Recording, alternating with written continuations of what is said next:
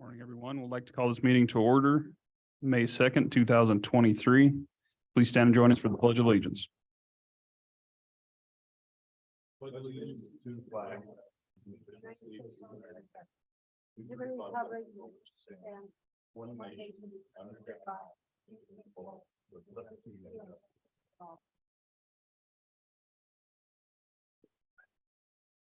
All right, good morning, everyone. We do have a quorum present here today with all 5 commissioners in attendance. Commissioners, first item of business this morning, we did need to remove a couple items on the agenda. First being the LED installation agreement for the various county buildings. There's been some local interest in that project, so we're waiting for additional prices on that. So that'll be coming back to us. Also, the ratification of the 24-hour malt beverage permit for the Avengers Soccer Club. They ended up not utilizing that. So we revoked that last week. So with those items being removed, I would entertain a motion to approve the agenda as amended. So moved. Motion by Commissioner Shanefield. Do we have a second? Second. Second by Commissioner Richards. Any discussion? Hearing none, all those in favor signify by saying aye. Aye. Opposed, nay. Motion's unanimous. Next up, under tab A, we've got a public hearing for a budget amendment, resolution 2305 CL01. And we've got Bonnie here this morning. Good morning, Bonnie. Good morning, Chairman and Commissioners. Excuse me. We just have one budget amendment this morning. It is resolution 23-05-CL-01. This is a Sweetwater County budget amendment. It increases the expenditures in the impact tax fund in the amount of $145,000. And it also increases the revenues in the impact tax fund in the amount of $145,000. We have collected more revenue than we had budgeted for in the impact tax fund. And then our expenditures, we anticipate, will be over what we budgeted originally by that $145,000. So we're increasing both the revenues and the expenditures to balance it. We're not taking any money out of reserves for this budget amendment. Christina is here to answer any questions. She does the project accounting for this. So if you do have any questions, you can ask me or Christina, but just a reminder, this does have to be opened up to the public for a public hearing before it can be voted on. Are there any questions? Questions, commissioners? Mr. Chairman, I would just ask what the specific expenditure is for with respect to this. Christina, would you like to? You know, she knows more about the details than I do. Sorry. Morning, Christina. Good morning, Mr. Chairman, Commissioners. So as Bonnie explained in the impact tax, it's rolled up.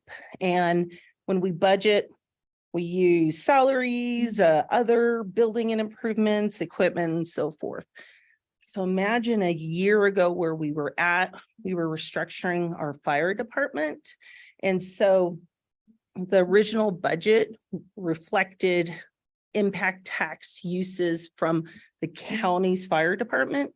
So the expenses have changed because of how we're doing fire protection. So I was going to speak more to this during the budget, but right now today, there are 3 industrial siding projects in which we're collecting impact tax. So you probably have heard of the famous Gateway South, Exxon Mobil carbon capture. We also in this budget are still expending off of the Gateway West, even though we have collected all that. So to answer your question, Commissioner Slaughter, it's payroll. So we're doing overtime through the Sheriff's Office for Exxon Mobil. We are using the Gateway West for Wamsutter overtime. And then lastly, we're using a lot of the money for Wamsutter fire protection. You may not be aware, $100,000 was in the fire protection agreement that was approved by the commission. So that was unanticipated, as well as Green River Fire Protection is being charged to the Exxon pot of impact tax. So we do have plenty of funding, as Bonnie mentioned. We also collected funding from the Genesis Granger project this year that was completely unanticipated. That was over $300,000. Eric and I worked together on this. That was a 2012 project that started up if you can believe it. We also have interest revenue. So the bottom line is more payroll because it was unanticipated that Exxon would start. And then second, the fire protection, including the 100,000. Thank you, Christina, for the short version on that. I appreciate that. Nothing short with me, but, and just as a side note too, we are not done collecting revenues on those two. So, okay. Anything else? that Any I other can help you questions, with? commissioners? Thanks, Christina. Okay. Appreciate the background on that. With no other questions, we will open up the public hearing for budget amendment resolution 2305 CL01 for the impact tax. Is there anyone online or in the public that would like to address the governing body at this time?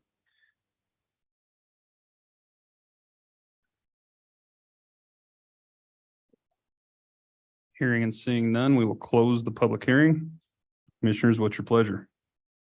Mr. Chairman, I would move to approve resolution 23-05 CL-01.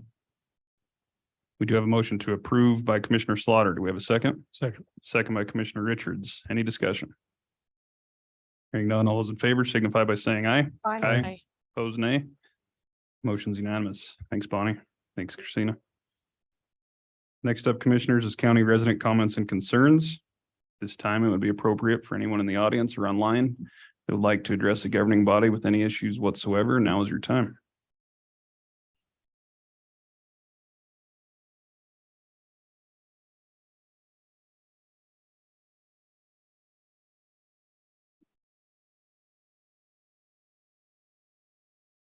Hearing and seeing none, we will move on the agenda to tab B, the consent agenda. Before you today is the approval of the minutes from the April 18th, 2023 meeting, approval of the county vouchers, warrants, and EALs, approval of the bonds, approval of the May 2nd, 2023 abates, a request to restaff a vacant position in the custodial department, request to restaff a foreman position with Road and Bridge, and a request to staff 3 seasonal truck driving positions in the Road and Bridge department. Commissioners, if you've had a chance to review the consent agenda and you don't have any questions, what's your pleasure? Mr. Chairman, Commissioner Richards. I'd move that we approve the consent agenda. Got a motion to approve by Commissioner Richards. Do we have a second? I can second that. Second by Commissioner Toman. Any further discussion?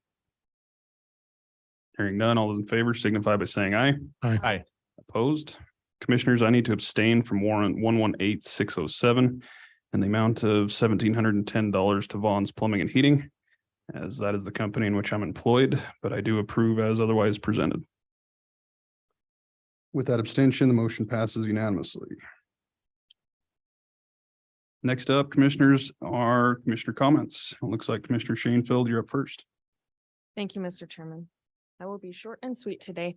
We had a museum board meeting last week. There was great discussion around the budget, around how they're planning on moving forward. As mentioned last meeting, they've had great turnout with the textbook that they put together and are looking at some additional requests for that. That came through an email actually this week. We have STAR meeting next week, and they did have some questions and wanted to have some conversation around buildings and potential movement of buildings. And so they are in a building that is on Blairtown or Blair Road, and they were concerned. They had heard some rumors that we were potentially looking at getting rid of that building. So I'm going to have some conversations with them about that. We obviously have not had any conversations about liquidating that building. However, I think that they're looking for something maybe a little more permanent, and there's been ongoing conversation about that as well for a number of years. So I will come back with the commission with some ideas and, hear what they have to say, and then come back and have a conversation about it. We may need to add them to our upcoming agenda as well. So SEDC has a strategic planning second meeting next Thursday. And coming up in a little bit, it's also Economic Development, National Economic Development Month. And so we'll be doing a proclamation for them. And Kayla's got that proclamation set up with the cities as well. Just a heads up for everybody, there will be a Natrium groundbreaking on Friday over outside of Kimmer. And then, so we should start to see movement in hiring and some things like that over the next, I'd say 6 months or so. And then also just final update on specific purpose tax. I'm still waiting on one appointment to be made. I followed up a few times with them. I'm going to follow up again later today and get a meeting scheduled either at the end of this week or the beginning of next week. Just for awareness as well, those meetings will all be virtual. Just because of the distance between Bear Oil and Wamsutter and Granger and making it convenient for everybody to attend. They'll all be on Zoom, and I will give everybody a heads up on when that first meeting is going to be. With that, I will stand for any questions. Thanks, Commissioner. Any questions for Commissioner Shanefield? Sounds good. Commissioner Tillman, you're up next. Yes. Busy 2 weeks again. April 20th, I attended the Coalition of Local Governments meeting along with Commissioner Slaughter. 5 conservation districts and 3 county commissioners meet monthly with our legal team to draft the legally defensible, scientifically credible comments on all federal plans and projects in Wyoming, Southwest Wyoming. April 25th, I went to the Colorado River Working Group meeting, which was at the Green River campus of Western Wyoming College.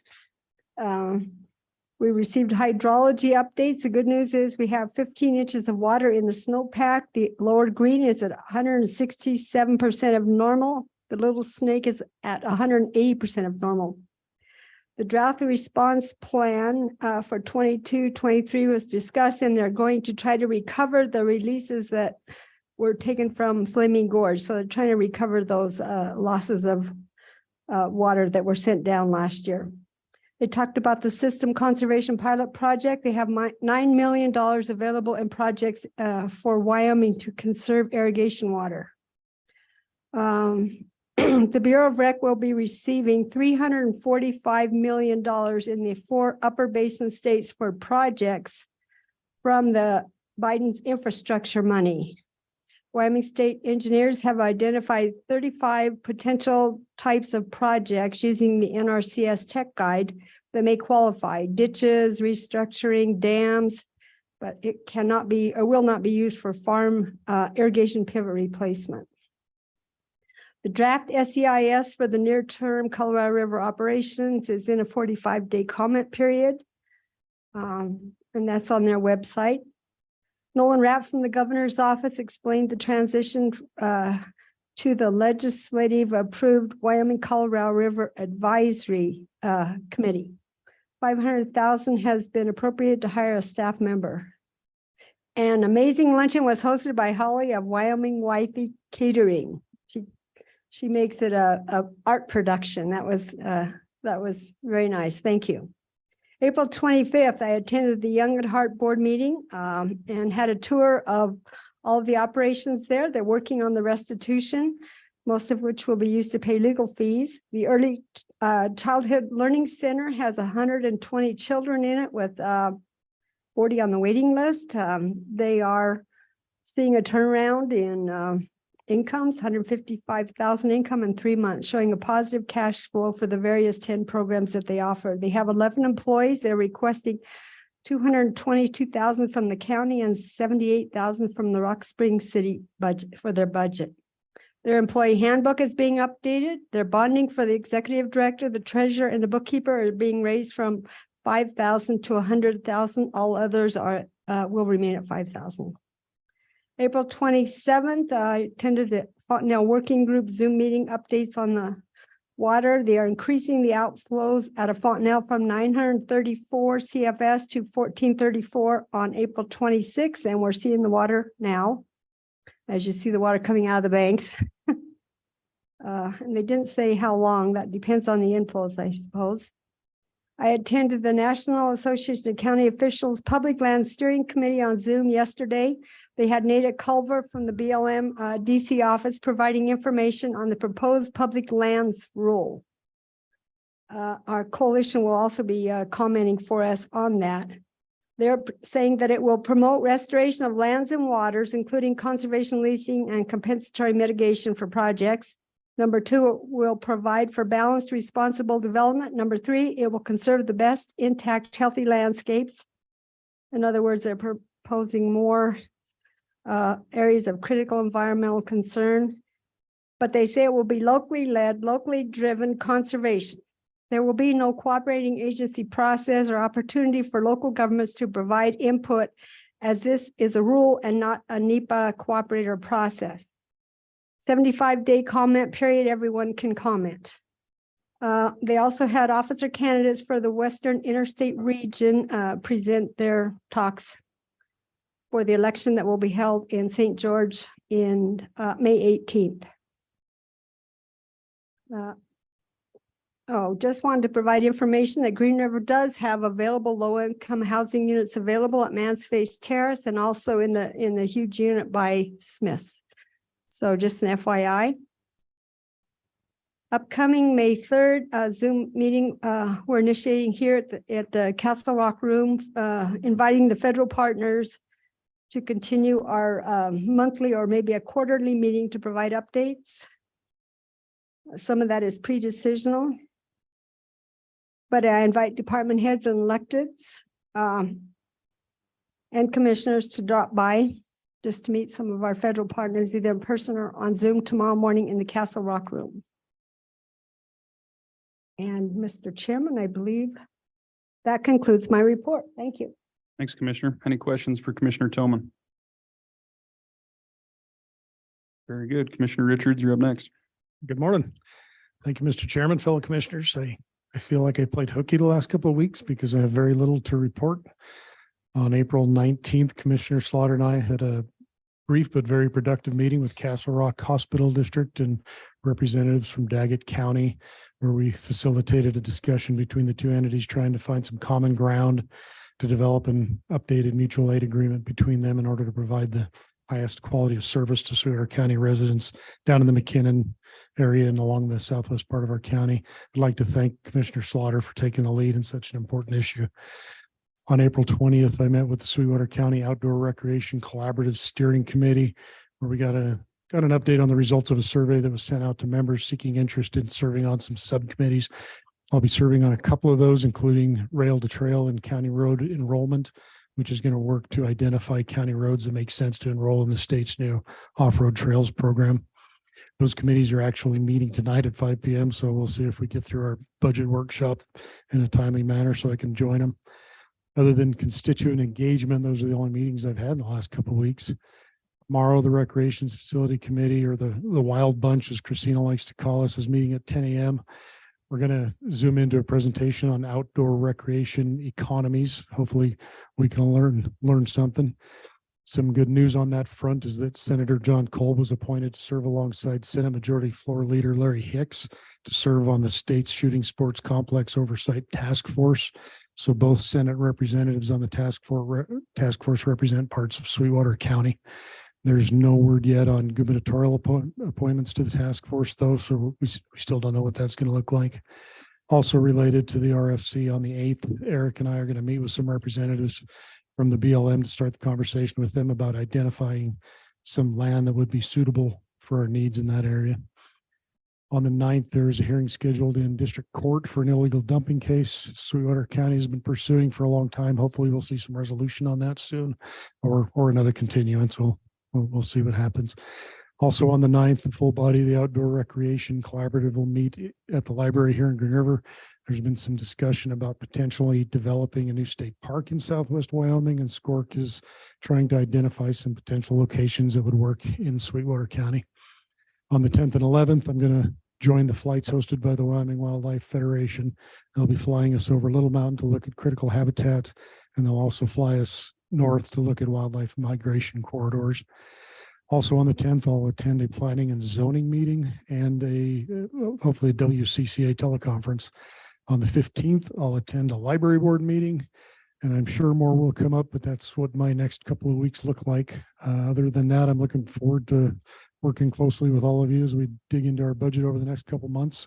It's looking like there's a lot more funding requests than we have the revenue to cover. So clearly we're going to have to be making some tough decisions, but that's what the people of Sweetwater County elected us to do. So I have faith we can do it. That's all I have for you today, Mr. Chairman. Happy to stand for any questions.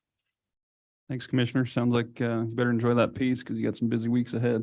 Any questions for Commissioner Richards? Very good. Thanks, Commissioner. Looks like I'm up next.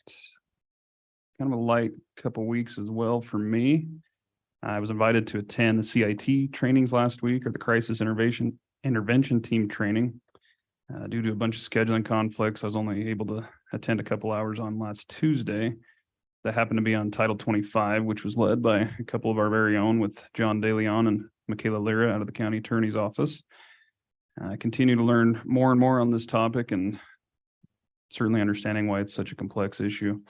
There were many talented individuals in attendance from various law enforcement groups who shared some of their stories during the case study exercises on why they felt at given times that it was necessary to deem an individual as titled.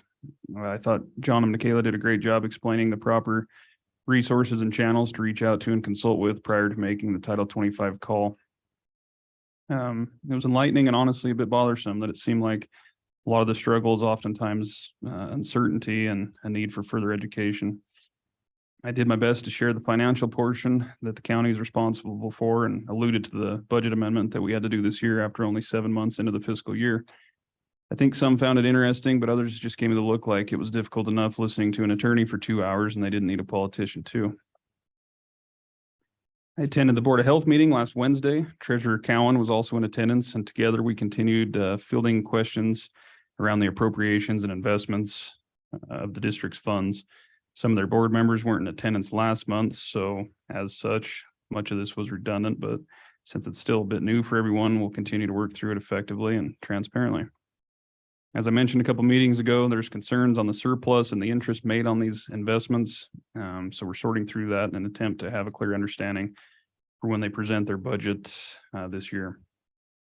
Their board at that meeting also ratified and approved the submission of a flat budget this year, so they will have no increase or decrease in regards to last year's budget. Southwest Counseling had to cancel their meeting last week due to a lack of a quorum, so I have no news to share there, other than I'm sure if you saw their budget request for this year, you had the same reaction I did with the noted 40% increase. The fun has officially begun. That's all I really have today, commissioners. There's lots to review and prepare for, budgetarily speaking, as Commissioner Richards alluded to. But I look forward to working through it and figuring out how to balance. So I too would also stand for any questions. Hearing none, looks like Commissioner Slaughter, you're up last.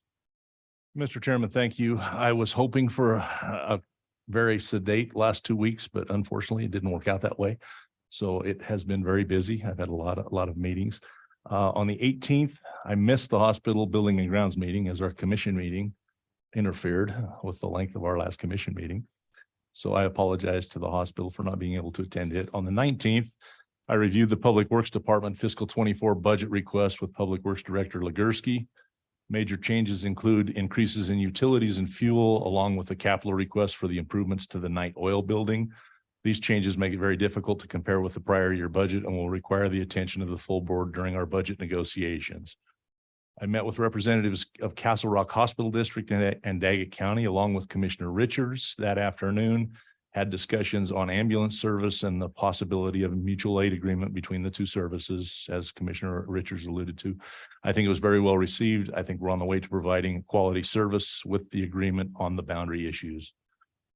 Later that day, I attended the Golden Hour Senior Citizens Finance Committee meeting. Discussions there centered around certifying members of their committee and setting up a financial plan and investment policy for their board. They are working diligently to better represent their center. On the 20th, along with Commissioner Tolman, I attended the CLG monthly meeting in Lyman. It was a very good discussion on how the DOI is working through local field offices. The consensus is not very well. Discussion centered around BLM and National Forest plans and our status as a cooperating agency. Richard Stem, a long-term Forest Service employee that is now serving as a consultant for CLG, suggested again, as he had at the prior meeting, the idea of setting up collaboratives to work on the Flaming Gorge National Recreation Plan and the Ashley National Forest Plan. So wanting to learn more about that, I had asked him if he would be willing to speak with our full board today. So he will be on our agenda later today to speak about the concept of forming a collaborative for those issues. On the 24th, I met with Deputy Attorney DeLeon to get more familiar with provisions of the proposed MOU with the UW Extension Service, leading up to my meeting with their representatives on Tuesday, April 25th. On the 24th, I spent the day in the office working here. On the 25th, I met with the UW Extension Service representatives, discussed their funding and how it applies in the counties around the state that they serve, discussed issues that had apparently affected the relationship here in Sweetwater County. They have signed the new memorandum of understanding that was requested between Sweetwater County and the UW. And once again, I think we've set up a foundation for better cooperation moving forward through these discussions, which we're having. On the 26th, I attended the Memorial Hospital Finance and Audit meeting via Zoom. Their main discussion centered around the net losses experienced by the hospital over the last 15 months. Dialogue between members of the committee addressed the fact that even though the hospital has been experiencing increases in revenue, there's been a continued trend of net losses in 13 of the last 15 months. Committee members suggested having the hospital board direct staff to look at this in upcoming budget discussions.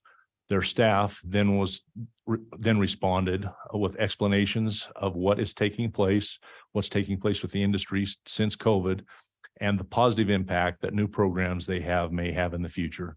This will be fully discussed at the regular hospital board meeting tomorrow. On the 28th, I spent the morning reviewing notes in the agenda for the May 2nd meeting. Also reviewed several of the media releases that we've received over the last month dealing with public land issues, along with the proposed development scheduled to take place in the county in the near future. I began reviewing the information we received on the budget request for fiscal year 24. And yesterday I participated in the Title 25 quarterly meeting through Zoom. Their discussion centered around the need for a local psychiatric hospital. If there were no financial constraints, what such a hospital might look like, and also the need for early prevention and intervention. Later last night, I attended the Memorial Hospital Donor Wall unveiling sponsored by the Rock Springs Chamber. It was very nice, well attended. The charcuterie spread was excellent, and they even asked me to hold on to the ribbon when they cut the ribbon. So I got to be a dignitary at that. It was kind of fun. I also have the Public Works report from Director Legursky. As part of the record, I will read it also. On buildings, he states, we have been working on preventative maintenance and getting things ready for spring, summer. All of the generators were load bank tested and they all came back okay. We also had fire engineering go through our fire notification systems and fire sprinkler systems at all of the buildings. This is done annually and some things only every 5 years. The facilities passed on the annual and 5-year tests. Last Thursday, as you're all aware, we had a water line leak at the Green River Courthouse. The custodians noticed water leaking into the boiler room and called our maintenance emergency number at around 6:30 a.m. We were able to mobilize a team and keep the damage to the courthouse to an absolute minimum. Basically, because of the quick response by the custodians and maintenance crew, we just had some muddy floors in the boiler room. We were able to have everything fixed and the water back onto the courthouse that afternoon. Even though the domestic water service was not breached, we still had the domestic water early Friday morning tested for contamination. The test came back on Saturday morning clear.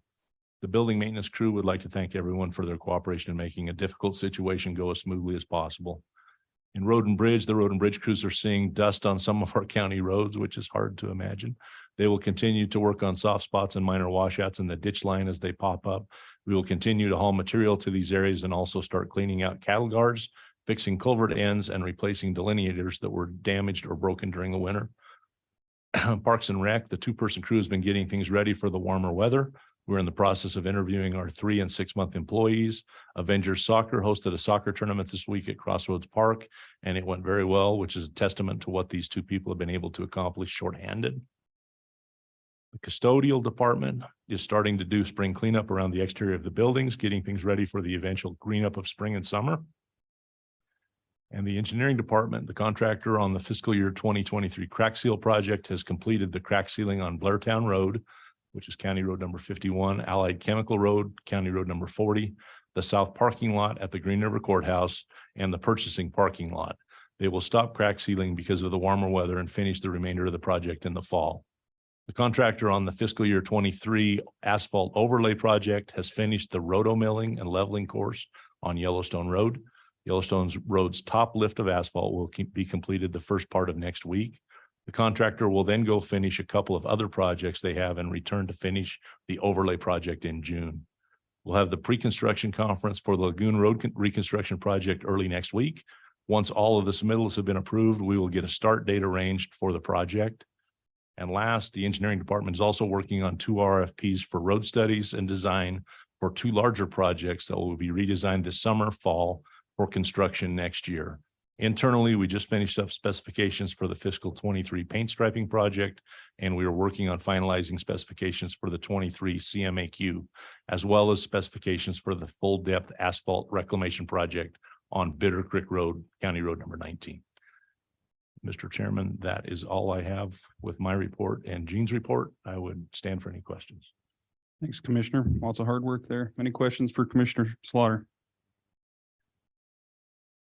I would just say I appreciate Commissioner Slaughter's involvement in the federal issues. It's very helpful, as you will hear today, and he talks about the collaborative. So thank you. Thank you. Look at us all working together. I still think there should be more yelling.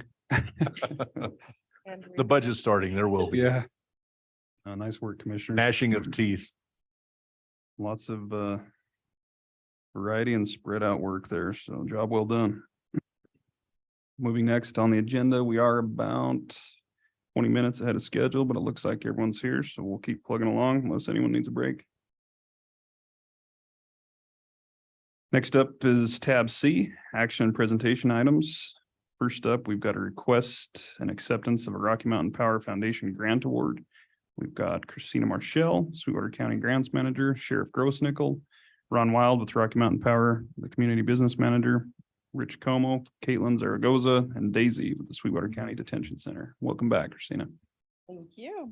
So thank you for introducing Mr. Chairman, the very important people actually that make grant projects work. And I'll point out Daisy is in a hurry to get to the grass area. So I'm just going to read my thing. But you all may recall that Ron Wild was here back in March, did a quick photo op with you about the check for this grant.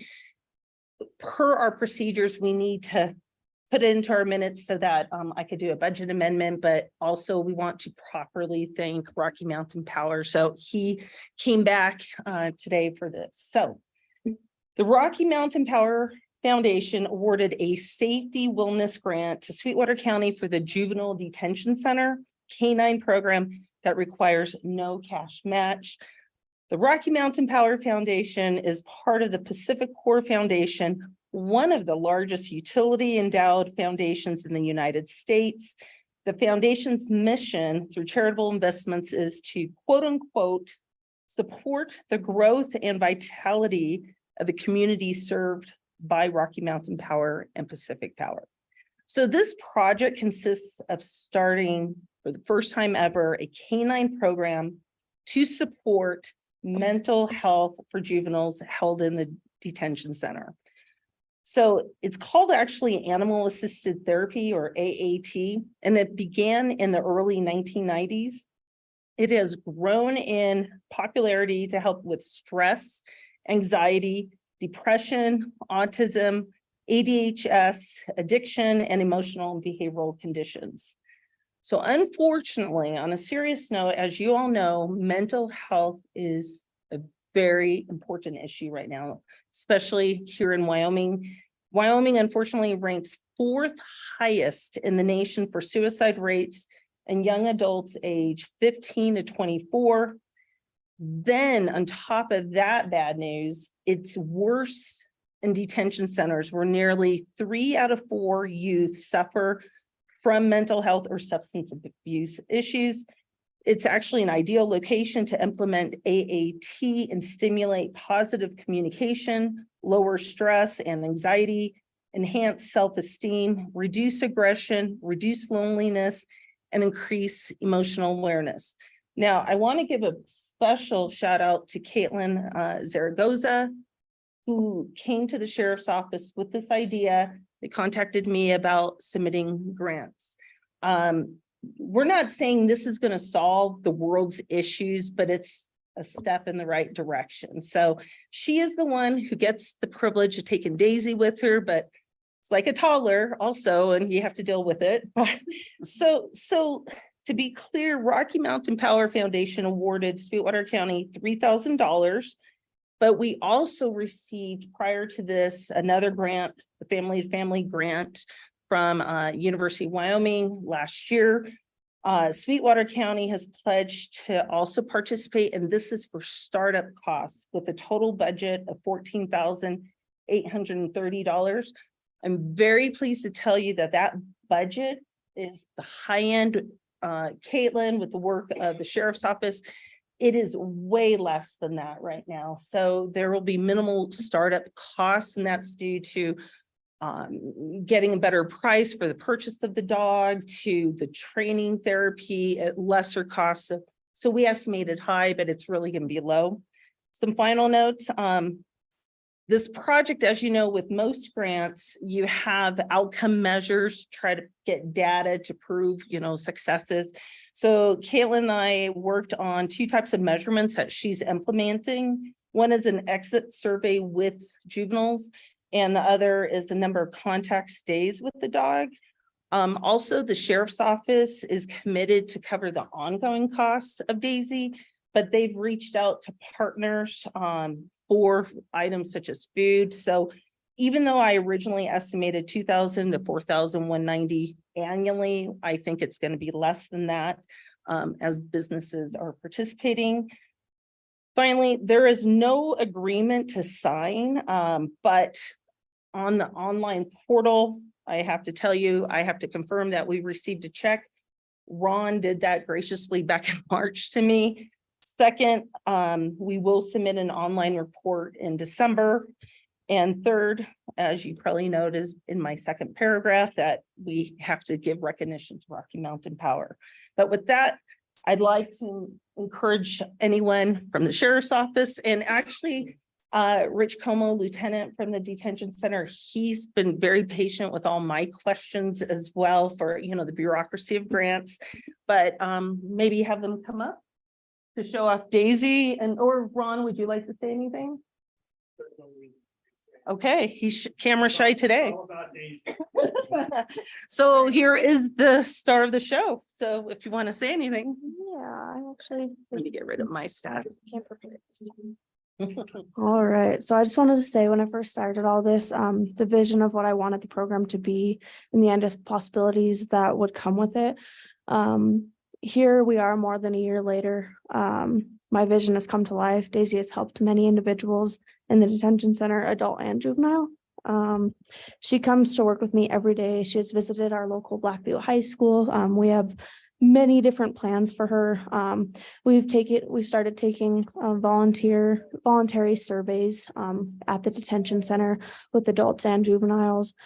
It shows a big impact of therapy dogs that they can have all around. Daisy's doing really well, and she's come so far. We started training at our local Petco, I think about 6 weeks ago. Basically just obedience training and all of the things. I want to thank our grants coordinator, Christina Marshall. She has put all of the hard work into finding funding for us. I am also so grateful for the grant from the Family to Family Foundation and the one that is being presented today from the Rocky Mountain Power. It really does help our program thrive. And it'll help us strive for more with the program and the people of Sweetwater County. And I also want to acknowledge my administration for helping me get this far with it. Morning, Commissioner. Morning, Lieutenant. So first of all, I just want to say Caitlin, she brought a great program, a great concept to it. With the direction that the Sheriff Grossnickel is a very forward-thinking individual. And I like that idea. And I was like, let's try it. So we proposed, Caitlin did all the legwork on it, proposed the concept to Sheriff Grossnickel and administration, and we got the blessing to move forward. You see a difference in the kids right now, knock on wood. We don't have any current juveniles within our detention center, but when we do, we've had them up to like 12 in there in the last year, 12, 13 kids. And that's a lot for us. Us being the only 4 detention centers in the state of Wyoming to house juveniles. The dog does make a huge difference coming in. I mean, just think about when you guys go home, if you guys have pets, your dog comes, sits on your lap, or, a pet of something in that nature, and how comforting that is. Just that feeling of that presence of that pet around you definitely brings down that anxiety, depression and stress levels. So we have seen a significant difference within the population overall in the detention center. And actually for the staff too, it kind of walks around, she'll bring it around and everybody will pet, love on it and stuff. I'm sure you guys have some questions about the dog. Caitlin can definitely answer it. The type of dog, pretty much everything for the dog training, the dog itself has been all localized here within Sweetwater County. Obviously like to try to shop and keep things localized to help support the community. So everything's been so far centralized here in Sweetwater County. The future training for the therapy aspect, we're still in coordination with Franklin County, Ohio. They're kind of the godfathers, if you will, of the therapy canine program for law enforcement in this nature. With working with them, hopefully we bring them out here this fall. If not, Caitlin gets to go to Ohio for some training. Commissioners, Chairman, you guys have any questions? Yeah, very good and great forward thinking there, Caitlin. I know my first couple weeks off as I took a tour of the detention center and there was a dog laying there and I'm thinking, what the heck is going on here? And it's kind of interesting to see it come full circle and to see that the impact it's already had. And, you know, it was explained to me what the purpose of it was behind there. I can't help but think, you know, heading into budget season here that us as commissioners might need a little animal assisted therapy. So I don't know if Daisy's available for rent, but we'd like to have that on the back burner if need be. Yes, I can bring her anytime. No, job well done. And I'd like to see the proactive and kind of different approach to trying to help with the mental health issues here. So I think that's tremendous. And thank Rocky Mountain Power for helping with the funding as well. Any comments or questions, commissioners? Mr. Chairman, I just want to pet it. You can, I can bring her around. She take it up. Absolutely. Yeah, I mean, we can probably do, we already did a check presentation picture, but since Daisy's here, do you want to do another one, Ron? Okay. Let's do that, commissioners. We'll go ahead and take the motion first. Mr. Chairman, Commissioner Shanefield, I'll make a motion to accept the grant award from Rocky Mountain Power Foundation for the Sweetwater County Juvenile Detention Center Therapy Canine Program. I would second that. motion to accept by Commissioner Shanefield. We have a second by Commissioner Toman. Commissioner Slaughter's in law of the land with Daisy. Any questions? Hearing none, all those in favor signify by saying aye. Aye. Opposed, nay.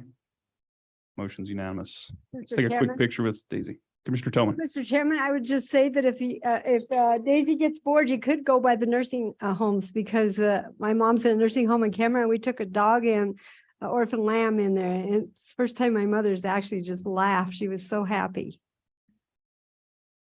All right. Mr. Chairman, I'd just like to say, I had a dog that met me at my door every day for 18 and a half years.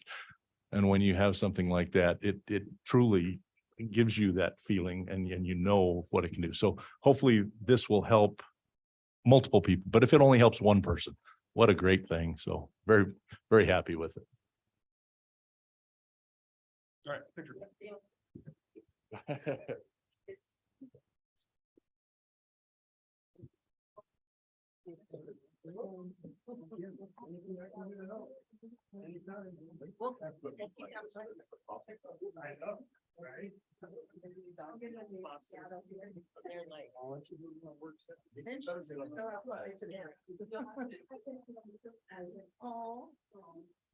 Might want to squeeze in a little bit. Yeah, the podium's kind of in the way. Go this way because of the podium.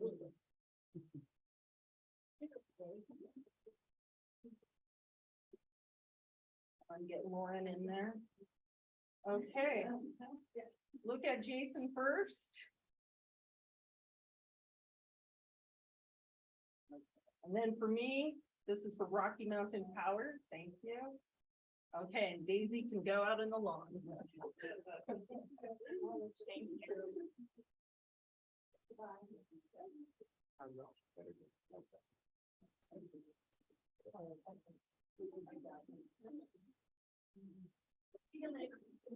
For the fun part of it.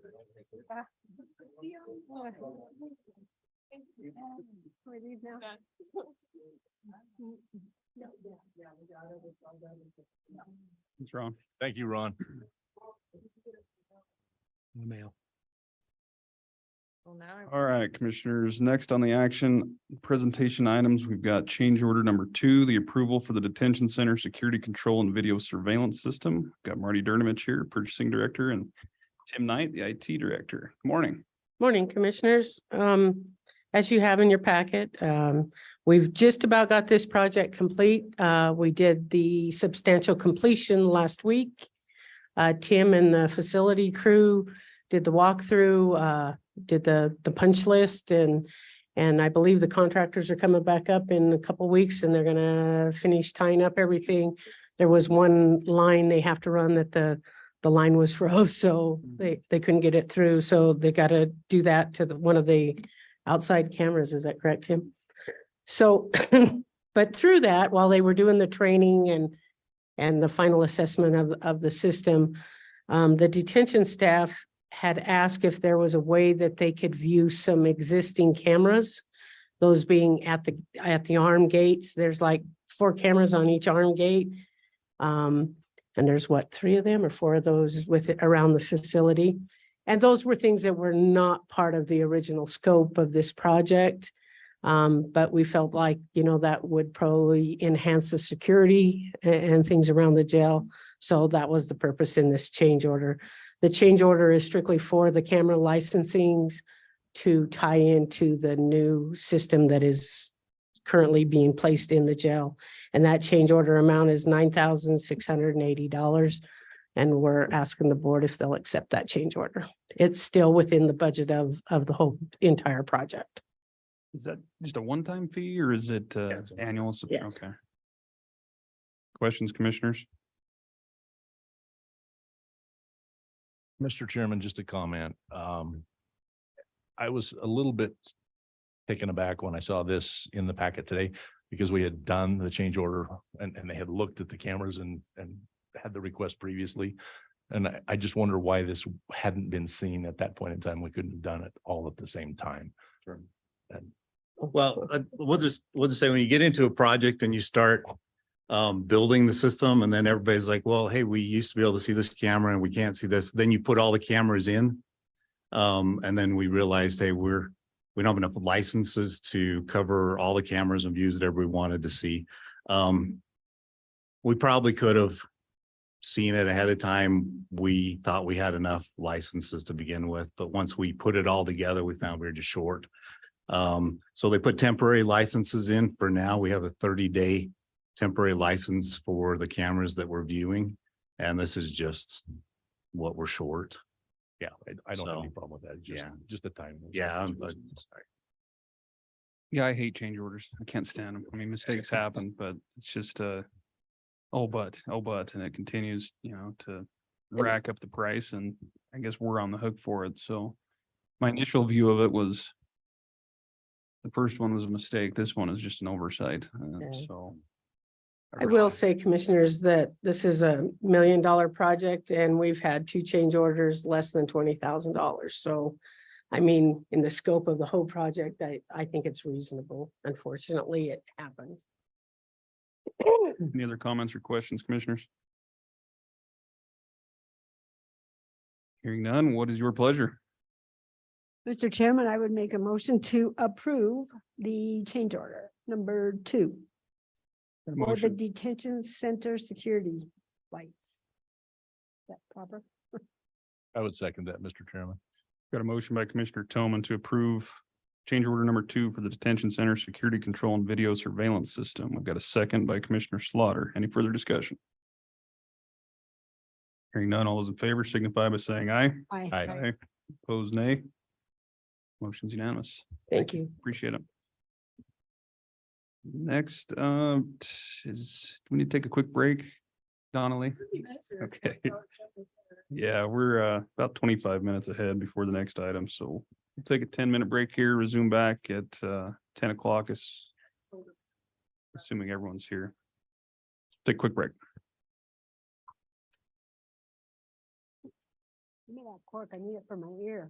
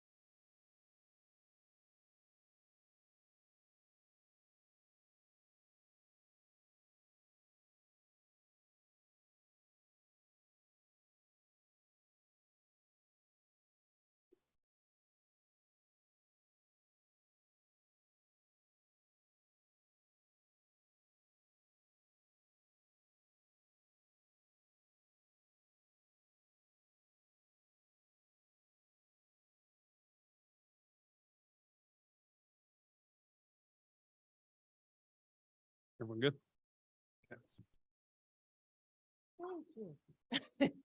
Oh, yeah. Very Scared me. polite. Look out for my people. Didn't wake me up that- Call this meeting back to order. Where we left off was item number 3, under action and presentation items. We've got discussion for an hourly increase for court appointed attorney. With us today, we've got Clerk of District Court Donnelly Boback and Judge Savannah Robinson. Good morning.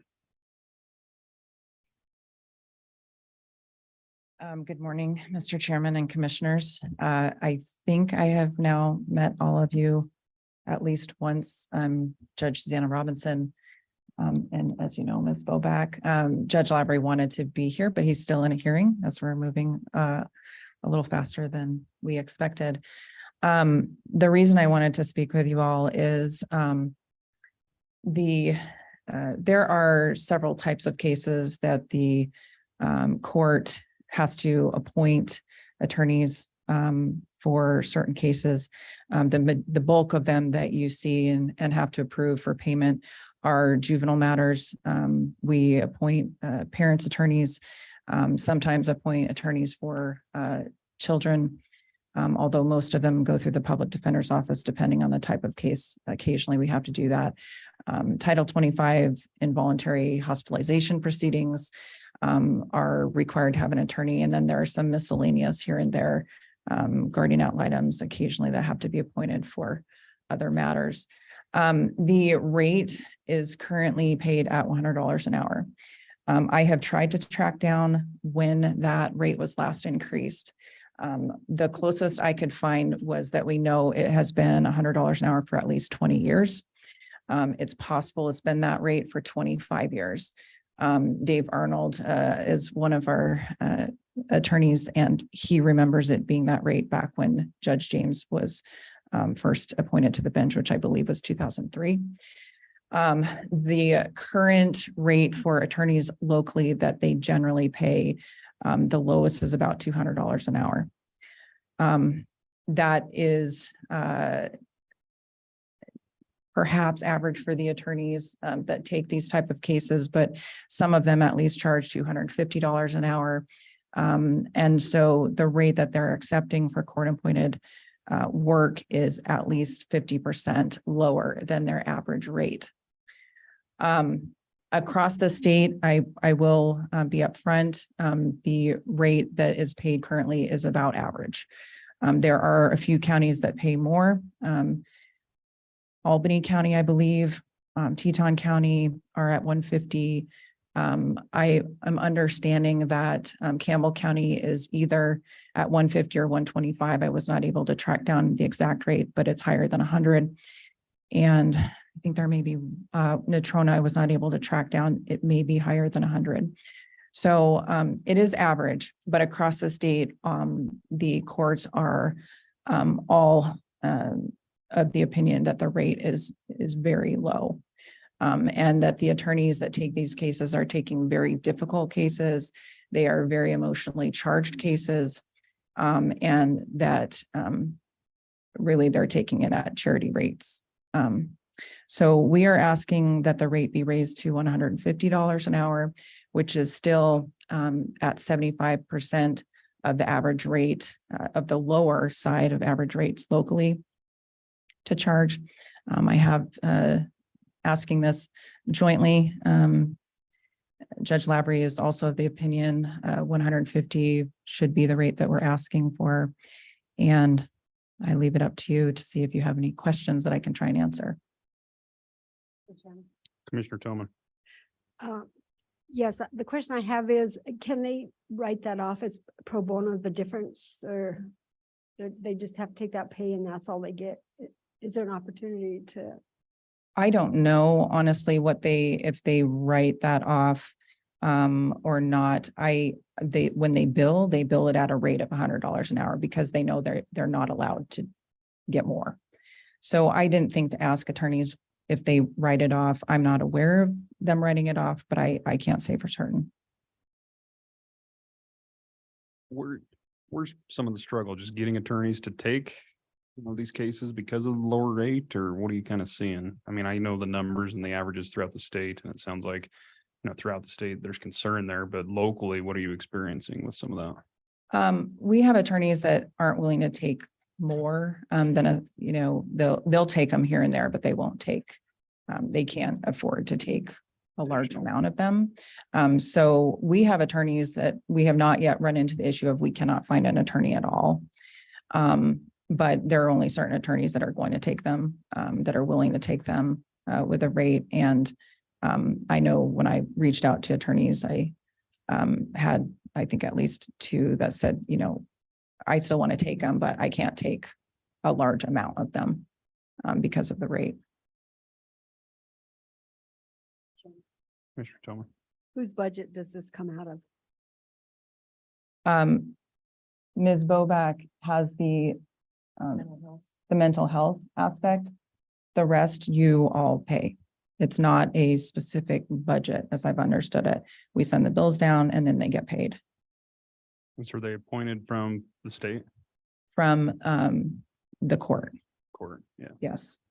So the cases come in, if they, Title 25 cases, they are statutorily required to have an attorney. So they just automatically get a court-appointed attorney. They can then hire private counsel, but they initially, out of the starting gate, they just get a court-appointed attorney. For the juvenile cases, it is, they are asked whether they are requesting court-appointed counsel, whether they want to hire private counsel, or if they want to proceed by themselves, which they can obviously do. They can proceed pro se. But if they want an attorney and can't afford one, then they fill out a financial affidavit and then the court appoints them an attorney if they qualify, which they almost always do. So as far as a budget impact, I mean, I don't have any information, so I'm just curious what impact this would be as far as currently the budget's $10,000. Now we're looking at 12,000 or whatever. Do we have any of that data? I mean, I know obviously it's going to change given the caseload, but.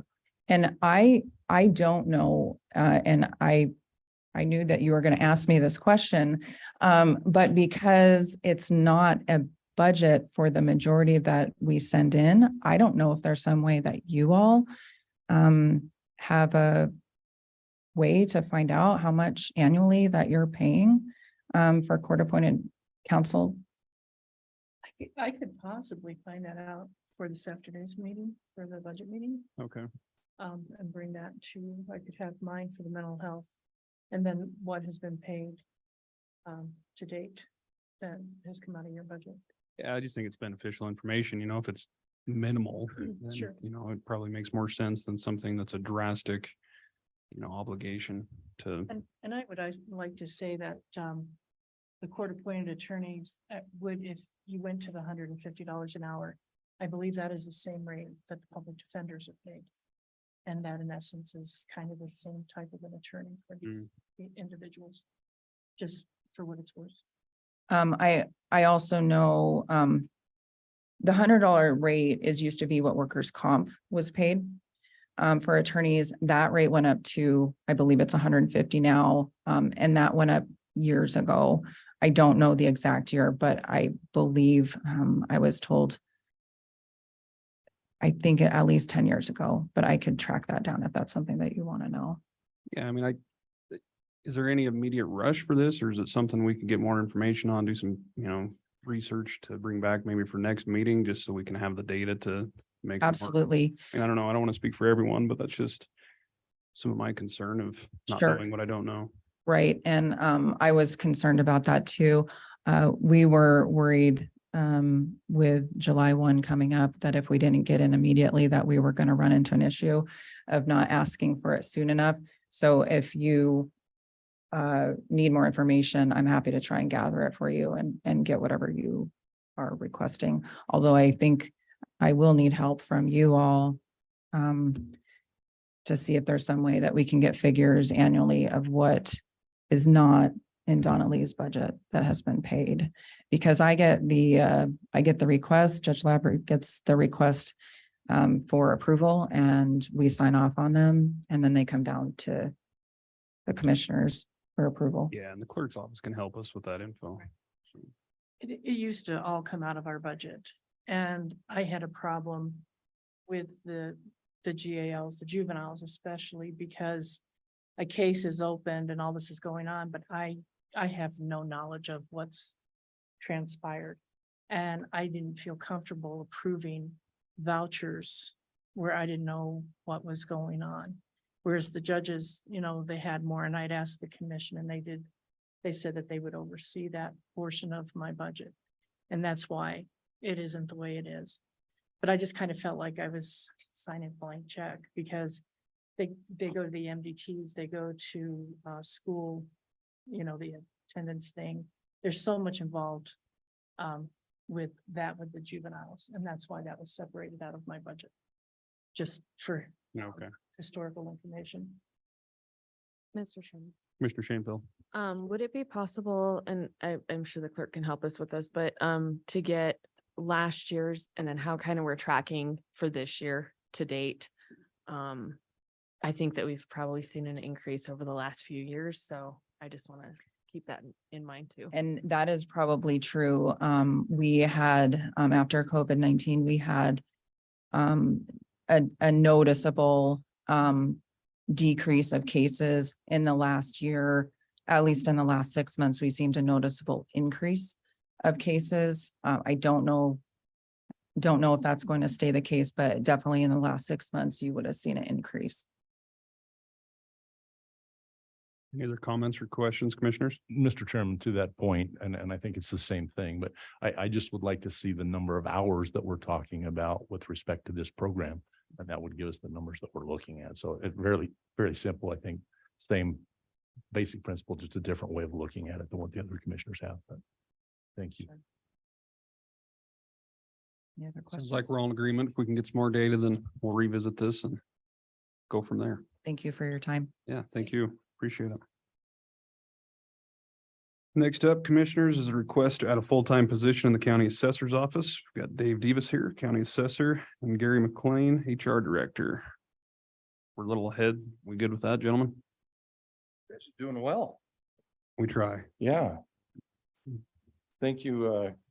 Chairman, County Commissioners. Before you is a request from the county assessor to essentially eliminate one seasonal position that we currently have in exchange for a full-time position. Some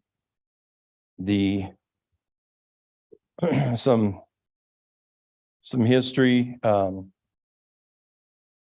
Dave started in about 2018, but prior to that, the office had in fiscal year 16-17 had 10 full-time employees. They had a retirement. That position wasn't filled. So there was 9 up through 2021. There was a retirement there. The position wasn't filled, so it was at 8, and then a seasonal position was added for an FTE count of about 8.25, which is what it's at currently. Dave will share some information from some of the surrounding counties. Basically, the net difference in terms of the request is about 76,000. And that should be in your packet. Obviously, depending on the health insurance options that are there. And then Mr. Davis also included a letter in your packet explaining some of the justification and support for the request. Okay, thanks, Gary. Any questions for Gary or I do. Commissioner Tillman? Yeah, Mr. Davis, has there been any kind of a study done as far as what the workload need might be in your office to justify more of a full-time position? Funny you should ask. You're not going to read all of that to us, are you? I am. That's like a Commissioner Tillman's report there. You gotta be careful. I'm gonna read you into submission. Like Gary said, we compare ourselves to Campbell County and Fremont County in the assessor's office just simply because of parcel count. similar property numbers, similar tax makeup, minerals, commercial, industrial. It's a two very good similarities in the state. And Campbell County right now is at 11 full-time employees and Fremont County has 10 and 1 part-time. And we are currently at 8 full-time in the part-time seasonal position, which we are hoping to fill with a full-time. I want to be very clear. We're meeting all of our statutory requirements and our values are being certified. We're passing all of our Department of Revenue appraisal practice audits, and we're taking all the time necessary to answer every question from every taxpayer. We managed 2 appraisal cycles with the part-time seasonal, and we had very mixed results. There were some things that worked well and some things that really didn't. And it's just the nature of that. Now, what I want to talk about is, if I was in your position, I want to know what we have done in the last 10 years since I started in the assessor's office to make ourselves better. Like Gary mentioned, we've reduced and not replaced staff over time. We made ourselves more efficient using technology. The Eagle View software that we've gotten is fantastic, and it makes us much more efficient, and also some tweaks to the map server that have helped our office and also helped the land use department has been a big advantage for us. We've actually retrained and restructured. When I started, we had 10 full-time people. We had 3 supervisory staff, the assessor, the chief deputy, and an office manager, 2 field people, and 5 office staff. Since I took over, the changes we have made over time, we now have 2 administrators. We have the assessor and the chief appraiser, and I have 6 appraisers. We no longer break people up into office or field people. We just don't do that. We have appraisers. Anybody in my office can go out in the field right now and do a reval of a property or pick up new construction, but they can also enter a veteran. They can do an adjustment on a house. They can talk to a taxpayer. They can do a personal property account. They can do an oil and gas account. We have done very well with our retraining. A couple, 2-3 years ago, I deleted the breaks in our office. I felt like it was just a waste of time. We've also initiated some flex time where our field people can take a shorter lunch, come back early, and then get out of the office a little bit quicker. We've tried to be very flexible with this and make ourselves more efficient and kind of change with the times. The other question that you're going to ask is about the workload. What's changed? Well, we've got 811 more residential accounts than we had in the past. We have 2,000 personal property accounts. The legislature changed that statute regarding personal property, adding an exemption that we still have to send out every rendition. We have to pull every rendition back. We have to enter the data. And then once that's all done, which is what we were doing before, then we have to determine whether the property is exempt. If it doesn't meet a de minimis amount, then the property is exempt. So in theory, what I think the legislature was trying to do was say, well, you just don't have to piddle with these little accounts. Well, they didn't make that happen. The way the legislation was written, it didn't reduce our workload, it increased our workload. Property tax reform is going to be a very big issue in the next little while with the legislature. The property tax values are going up substantially. There was a lot of discussion in the last session. I think there's going to be a lot more. One of the things they're talking about is the exemptions for property tax. They're talking about what properties are exempt and maybe eliminating some of those exemptions. So there's some additional revenue. So in that situation, all of your exempt properties have to be reviewed much more frequently than what we've been doing in the past. Not only reviewing the exempt status, but also determine a value. So we are going to have to go out and measure every school, every city building, every church, every fraternal order, building, any of those types of properties that are currently receiving an exemption, those are going to have to be looked at. And that's one of the projects we're going to start this summer. And the last part of the workload is my exhibits. This is the appeals from 2021. This is the documents we put together, working with the county clerk's office, county attorney's office. This was 2021. Not only did we have the appeal hearing here, but we also traveled to Cheyenne because they appealed to the State Board of Equalization. This is 2022's. This is the appeal that we actually heard. This is all the documentation we put together. And this is the binder for the 29 properties that we put together, and the gentleman did not even choose to show up. So it's a substantial workload, and the appeals aren't going away. Currently, we have 24 already through our appeal cycle. And this is something that is extremely labor intensive. It is not something that assessors in the past had to deal with. It's just something that's cropped up recently. These companies that represent are actually getting commissions off reductions in value. And they are taking it to that point to see if they can generate more revenue. Something I've taken a firm stand against. I will not give in. If my value is good, we're going to be here at appeal hearing because I am not going to give in to these people. But it takes a lot of work and a lot of time. So that's my argument to change this part-time seasonal. One other thing that we didn't mention, I did not appoint someone at the beginning of the year. And due to that, according to the payroll department, I had about, I think Anita said about $50,000 left over in my payroll budget that we would not expend. So there is some revenue that was not spent this year that in my mind at least helps offset that for the first year. But that's my story and I'll stand for any questions. Questions, commissioners?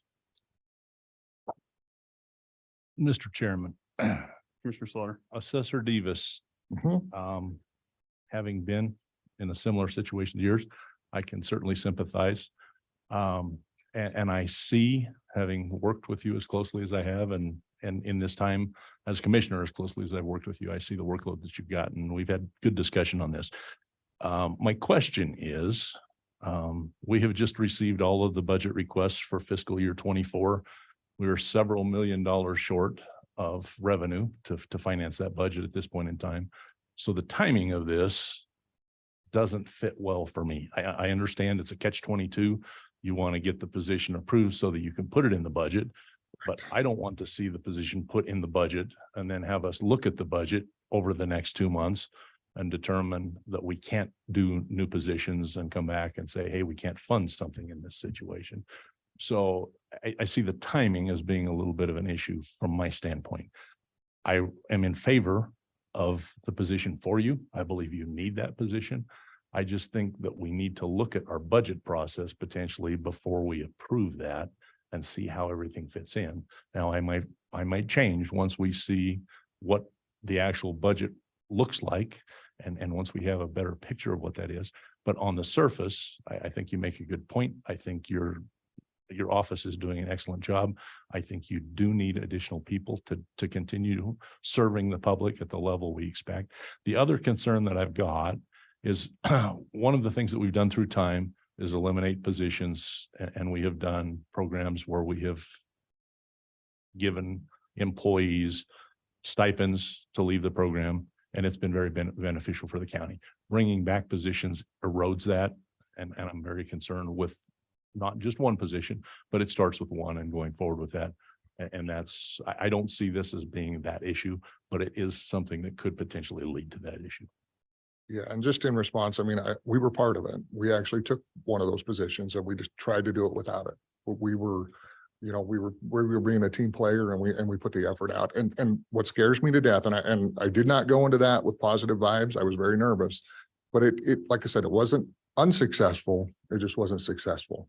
And I think a better way to run the office and get the workload done is actually with a 9th full-time employee. And my issue, the Department of Revenue actually provides all of our hardware and software, and they will only provide a terminal for a full-time employee. So the part-time seasonals we've had have no, on a day where they can't go out in the field, there's been no data entry that they can do. There's nothing they can do at a desk. The only thing they can do is field work because of the restrictions from the Department of Revenue. So now if this position is approved, I have reached out to the department and there will be no hardware expense from the county. The department will actually provide that. So that part is not an issue here. Why is that, Dave? I don't mean to interrupt you, but why would it matter if it's part-time or full-time? I asked the question, and I think it's just simply because of the access to the data. And one of the other things I need to mention too is all of my appraisers have to be certified. In Chapter 13 of the Department of Revenue rules says that any appraiser making a judgment on value has to be certified. And I don't think a part-time person is never going to get certified. They just won't be there long enough. And I don't know if that has something to do with it, but I think the state, we've had budget issues and the state's had even bigger budget issues. And I think that's something they determined, one way to at least cut hardware costs is to only provide terminals for full-time employees. And I think it's really just cost savings if you want to know the honest truth. I really do. But I mean, all the other full-time employees have access, but the part-time aren't allowed to use their login criteria to access it, for instance? No, sir, that is frowned upon. Hmm. That is absolutely frowned upon. You know, they only want access by certified appraisers, full-time employees, and I don't know if they're concerned about data integrity or, but signing on using someone else's sign-on is not something that's permissible or actually even should be. I mean, those people need to have a certain level of experience and qualifications to get into the software, because there's a lot of ways to muck it up, basically. Yeah, I mean, I understand that. It just seems against the grain, so to speak, when, you know, everyone's budgetarily constrained and you don't have a choice, that you have to have some part-time people, but then they can't enter any data. And so you're back to, Right. well, I guess they're just filled people, and then you're back to your original Right. And I know the director, organization with summer office, summer filled, you know. and I know the director at the Department of Revenue had to put in their business case for the new hardware that the assessors all got, because that is provided to every assessor's office. The theory being every assessor's office has the same tool, so they have the same mechanism to come up with a fair and equitable value. So, and I think it may have just been one of those deals where the only way they thought they were going to get the budget plan passed was to limit it to a certain number of employees, and they drew the line, I think, at full-time employees. And I agree with you. I think it's kind of short-sighted, but that's kind of where we're stuck. I share some of the same concern.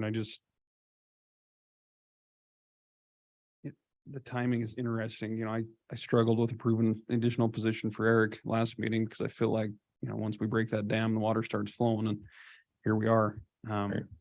So I still stand by the fact that I think you can cut too deep at times, and I felt that way with Eric's.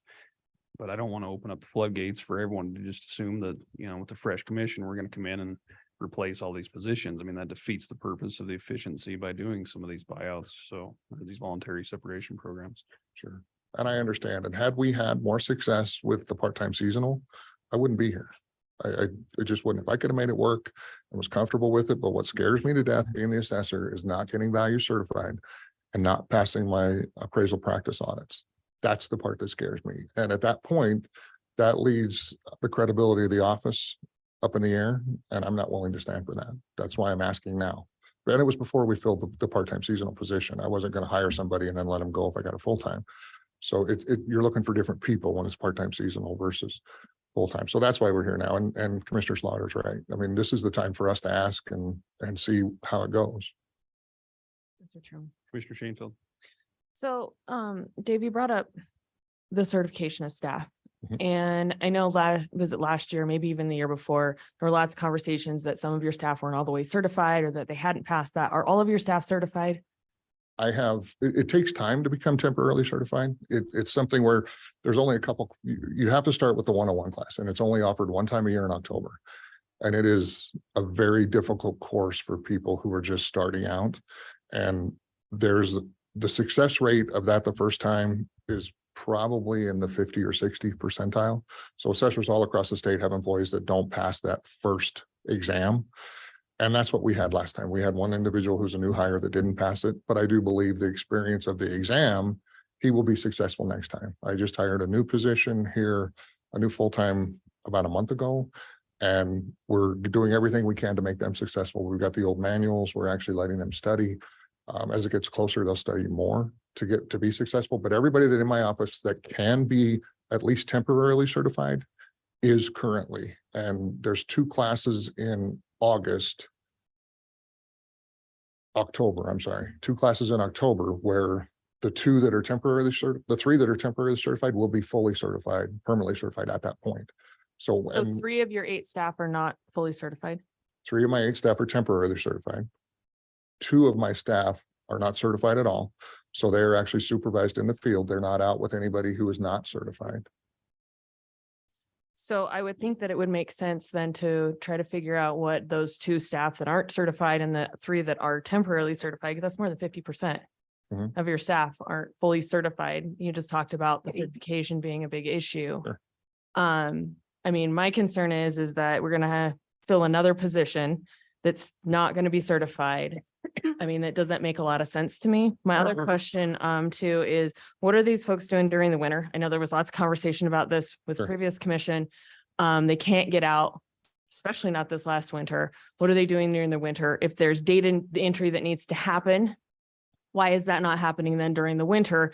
Getting them out during the summer while they can do things and do, appraisals and everything. Okay, so I'll talk about the education first. The education, to be fully certified in the county assessor's office, you have to have two basic courses. The 101 introductory to property tax appraisal is the 101 class that everybody struggles with. The second class is called USPAP, and it's Uniform Standards of Professional Appraisal Practice. Until you pass those two, I don't let anybody take anything else. Those two have to be passed first.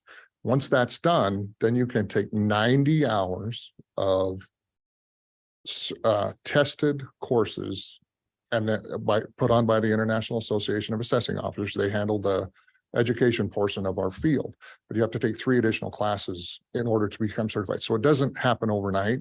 It's not something that you can do in a year or 2 years because of the education, and when it's offered, it takes 2 or 3 years to be certified. That's if you're successful at everything. And again, most people aren't. The 101 class is so different and so unique that until you've worked in the office for a while, you don't really get a good handle on it. But we're doing the best we can. So in that situation, we are going to have the staff and actually having everybody but 2 permanently certified after October is really pretty good. There are a lot of assessors' offices that I don't think are that successful. So I think that's what's going to happen with that. But the time frame with the certification is the big deal because of when the courses are offered. Because they have to test. So they travel to Casper, they travel to Cheyenne. It's a week-long course. They take the test on Friday. It's a big deal. It is a big, big deal. As far as the data entry stuff, you're right. I don't have staff out doing field inspections in the winter. It's just too dangerous with the roads, the snow, the icy sidewalks. We go out as long as we can, but we're not out in the winter. It's just not worth it. But at that same time, that's when the veterans exemption letters go out and come back. And we have about 1,200 of those. That's when personal property starts happening. There's 2,000 of those. So we have a lot of work that can be done. Now, along with that, we've developed some side projects that people can use, and specifically the map server tools, the map server and the EagleView software. We can use those tools to help supplement our field work. The pictures are good enough. It's recognized by IAAO as a recommended appraisal practice. So now we can use that, and we are. So we're trying to do as much as we can.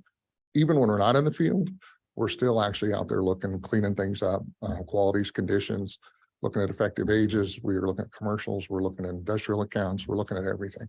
Agricultural status is going to be a big deal here before too long. The legislature is looking at that. That may be something that changes. And if that happens, if there's new requirements, we're going to have to send ag affidavits out all over again. Mary's going to get letters from me again.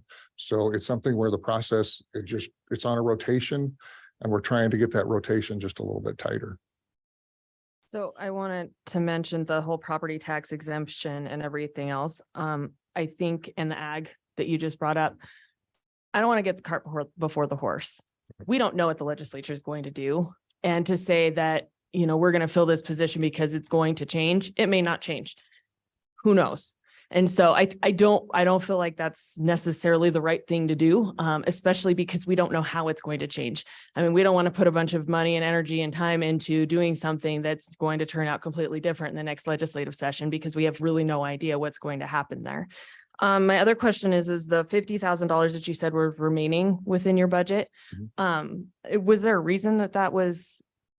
It was just not expended. The employee that I did not reappoint, it was the salary that was lost, salary and benefits from that time period up to the date where we hired the person to fill that position. And it was according to the payroll department. They had actually looked at it and said that was the right number.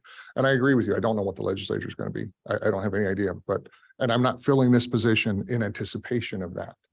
I want to fill this position for all the other reasons I mentioned, but I do think the homestead exemption is something that may come back from the legislature. It's something that was talked about in the last session, and that would be something that would be processed in our office.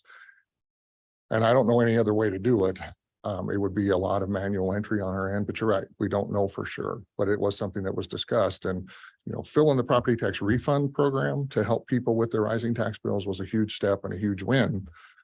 But the next step is going to be to try and help people with long-term residents with their additional tax burden. And I don't know that it's coming, but the Assessors Association is going to be at all the interim committee meetings, and we're going to be on top of this thing to know, at least to have an idea what's coming. Now, I'm hoping they're going to take 2 years to look at this.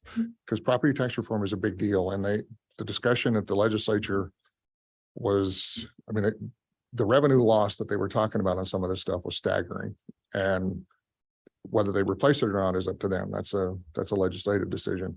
But the effects it's going to have, we're going to be the ones administering it. So we just want to make sure that we're ready, and we will be. Mr. Chairman.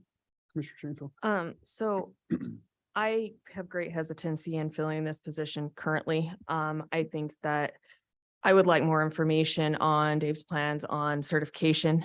Looking at the amount of time that those two that are not certified have been in the office, because clearly that's a time frame. Maybe looking at the state level, if there's something that we can do to support certification in a more efficient manner, would make a little bit more sense to me.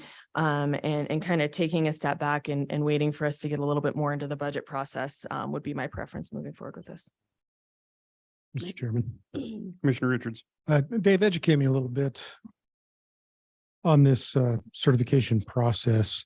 On average, how long does it take a new employee from the day they fill out their paperwork to become a fully certified employee? Probably in the neighborhood of 3 years, 3.5 years, something along those lines. And again, it's just simply because the courses are the Department of Revenue. It's a Department of Revenue rule. It's chapter 13 of their rules that says anybody that's making a appraisal judgment has to be certified, either temporarily or permanently.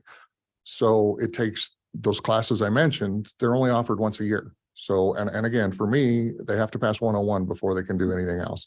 Now, the only people in my office that are not temporarily certified, just to be clear, are the two new ones. And even if they had passed everything, they wouldn't have been certified anyway.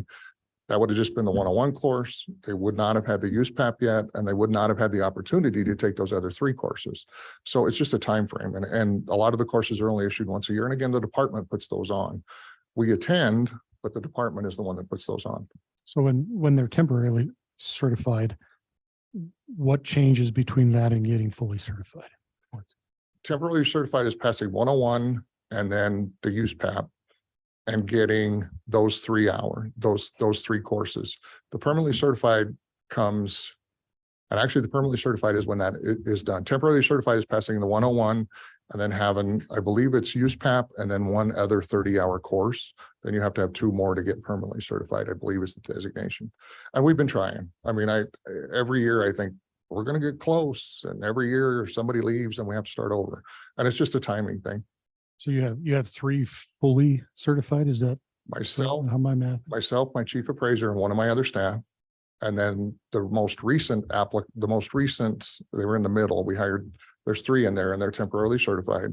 And then the 2 new ones are the ones that are getting started. And how long have the 3 that are temporarily certified currently, how long have they been with you? One's been there 6 or 7 years. The other one's just been a couple. The other 2 have just been a couple.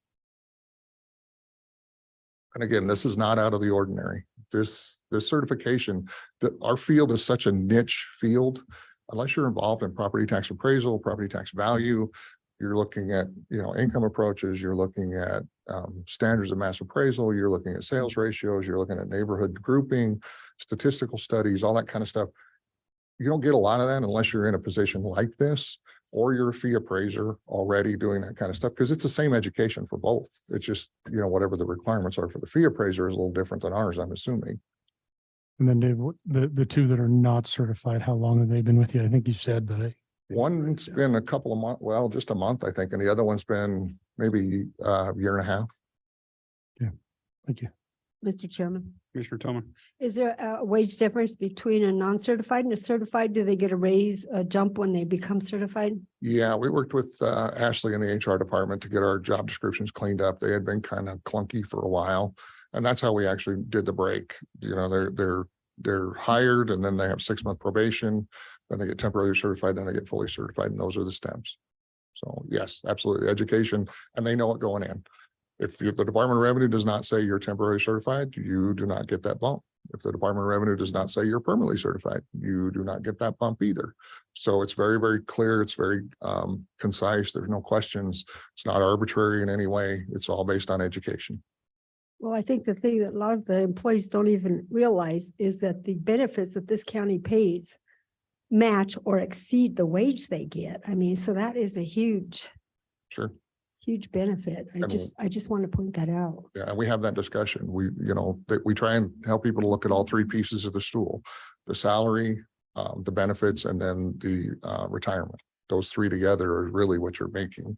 And a lot of them, I think they understand. We don't have a lot of turnover, and most of the turnover we do have is from retirements. So it's not like people come and go and then I start over and people come and go. But it is something where the certification is important, and all your questions are valid, and we're working towards it. It just takes time. One other question, do they actually train like during the winter? Can they train during work hours? Sure. If we, and one of the things that the Department of Revenue started doing is doing online courses, especially for permanently certified people. We had a class here last summer. I think it was in June. We had 3 of my staff in the Castle Rock room taking an online course. Because when you're permanently certified, you don't have to take the test. When you're temporarily certified, trying to get to permanently certified, you do have to take that exam. So in that case, you have to be proctored. And the easiest way to do that is wherever the location of the class is, people just go, they spend the week, and then they take the course or the exam for the course on that Friday.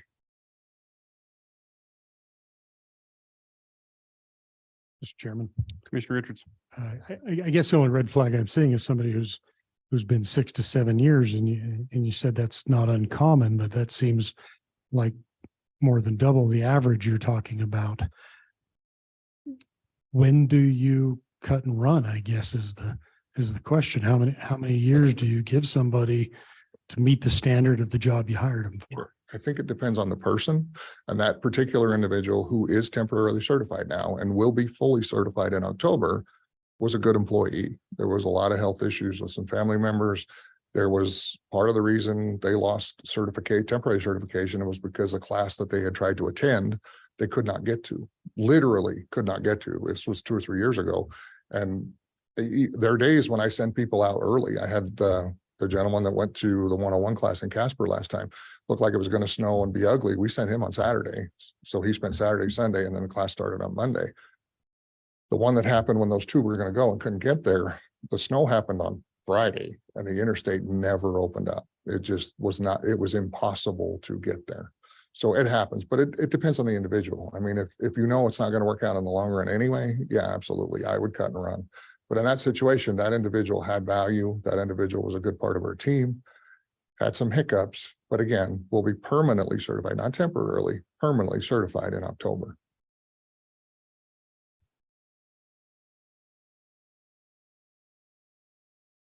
Any other comments or questions, commissioners?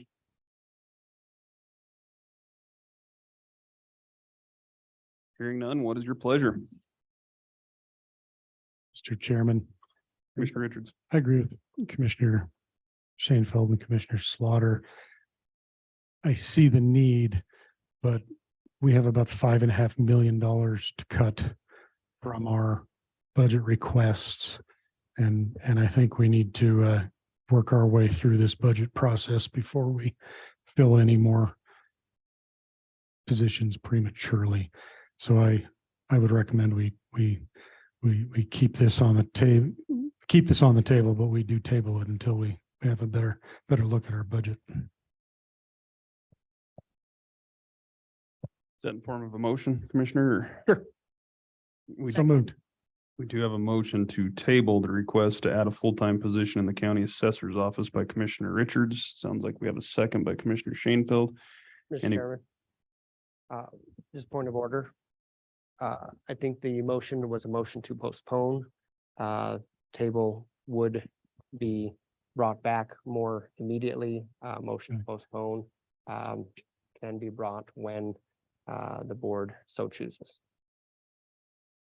Mr. Chairman, I'd like to amend my motion to postpone it until our budget is adopted, and then we can reassess it. Does that work? We do have a motion to postpone the request to add a full-time position in the county assessor's office by Commissioner Richards. I have a second by Commissioner Shanefield. Any further discussion? Hearing none, all those in favor signify by saying aye. Aye. Aye. Opposed, nay. Motion's unanimous. Looks like we'll continue on, see how the budget ends up, but appreciate the background and the information, Dave. Okay, sounds good. Thank you.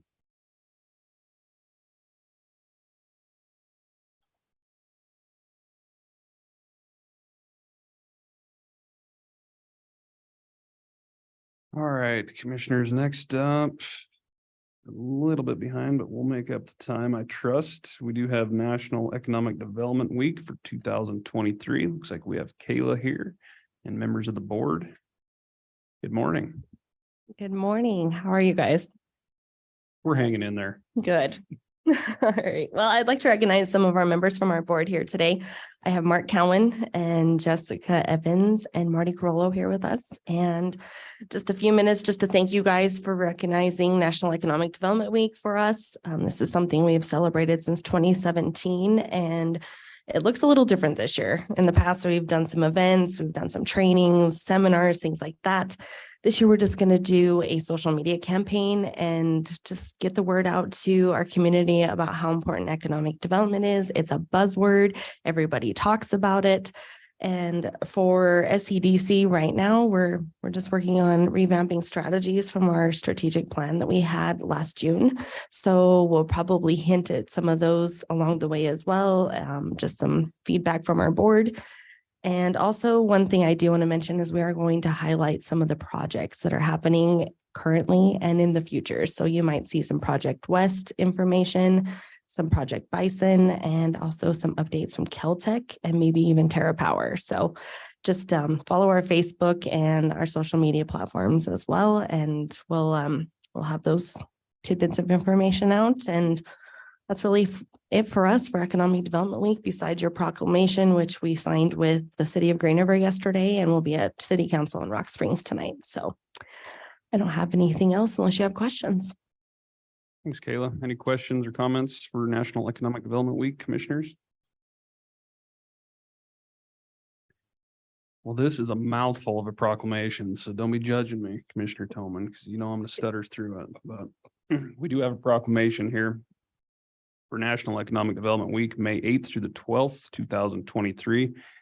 And it reads, whereas the International Economic Development Council is the largest professional economic development organization dedicated to serving economic developers. And whereas the International Economic Development Council provides leadership and excellence in economic development for communities, members, and partners through conferences, training courses, advisory services, and research, in-depth publications, public policy advocacy, and initiatives such as the Accredited Economic Development Organization Program and the Certified Economic Developer designation. And whereas economic developers promote economic well-being and quality of life for their communities by creating, retaining, and expanding jobs that facilitate growth, enhance wealth, and provide a stable tax base. And whereas economic developers stimulate and incubate entrepreneurism in order to help establish the next generation of new businesses, which is the hallmark of the American economy. And whereas economic developers are engaged in a wide variety of settings, including rural and urban, local, state, provincial, and federal governments, public-private partnerships, chambers of commerce, universities, and a variety of other institutions. And whereas economic developers attract and retain high-quality jobs, develop vibrant communities, and improve the quality of life in their regions. And whereas economic developers work in the county of Sweetwater within the state of Wyoming, and now therefore be resolved that the chairman of the commission of the county of Sweetwater, that the chairman and commission of the county of Sweetwater County do hereby recognize May 8th through the 12th, 2023 as National Economic Development Week in the county of Sweetwater, and remind individuals of the importance of this community celebration, which supports the expansion of career opportunities and improving quality of life. And be it further resolved that the county commission is authorized and directed to transmit an appropriate copy of this resolution to the Sweetwater Economic Development Coalition and the International Economic Development Council. And with that, I would entertain a motion to approve. So moved. Motion to approve by Commissioner Seinfeld. We have a second. Second. Second by Commissioner Richards. Any discussion? Hearing none, all those in favor signify by saying aye. Aye. Aye. Opposed, nay. Well, thanks, Kayla. We appreciate all you do. We'll be excited to see the social media platform. Do you want to take a picture Yes, please. since your board's here? Thank you.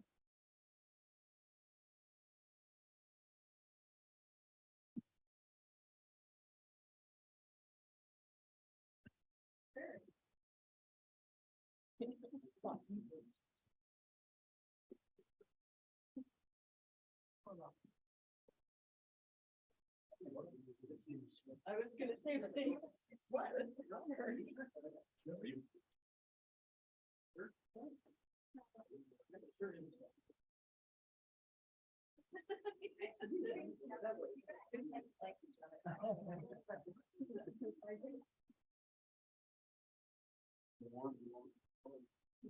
Okay, ready, 1, 2, 3.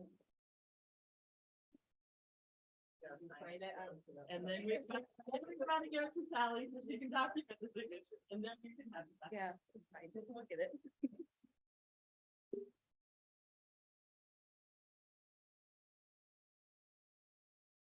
Thanks. I bumped this and it zooms out. Do you know how to zoom it back? Can't find the zoom thing. Right. I bumped stuff, erased stuff, and zoomed in and out on me. Go up to this box and hit this box right there, and that should do it. Thank you. Back there. Hit the little box right there next to it. Should bring it back where it was. Just waiting for our liaison of information technology to get her computer figured out. Thank you. Good. Yeah, again.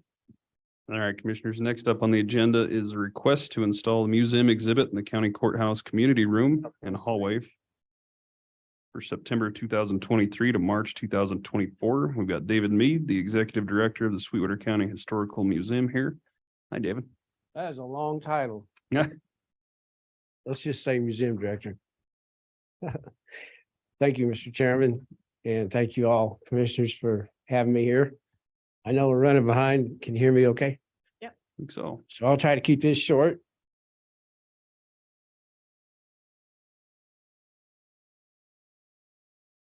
I have a little show and tell. Thought you might want a little break. Cool photos. All right. So, as most of you probably know, we don't have a lot of space in the museum. And so we have, put exhibits here in the courthouse from time to time. A couple years ago, we had our Christmas exhibit here, had some great Christmas caroling. Thanks, Tim. And then we had a quilt exhibit here, large hanging and tabletop quilts on display. And I have another large exhibit I'd like to put in here. It's too big to put in a museum. So, and another reason I'm interested in using some space here for our exhibits is that I'm working on a 5-year plan to redo our galleries and to redesign and install new exhibits. They're a little tired. We've just been busy with too much else. But anyway, so I am proposing to you all and asking for your approval to use the, let's see how I advance this thing.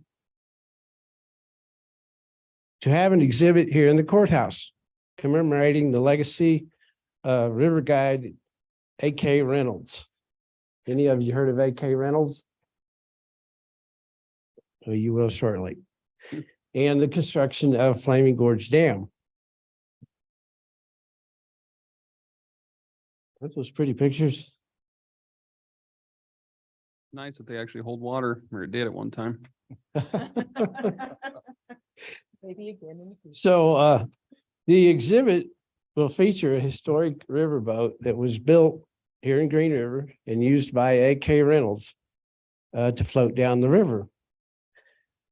A.K. Reynolds was the son of the Green River Star publisher and editor Adrian Reynolds. And that name should ring a bell to some of you who have studied the history of Sweetwater County. He actually was the deputy clerk here in the county courthouse and also served as a legislator. Anyway, so this boat, they actually found 2 of these historic boats in a barn on a ranch down near Flaming Gorge Reservoir. And they've been donated to Uinta County Heritage Museum in Vernal. And we've had a long relationship with them. They borrowed our Outlaw Trail exhibits, the traveling exhibit that I made.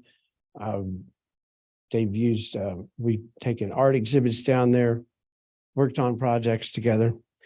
So they have two of these boats and they wanted us to have one on loan, long-term loan. I think they don't have a lot of storage space. And they have created an exhibit around the boats, which we also get.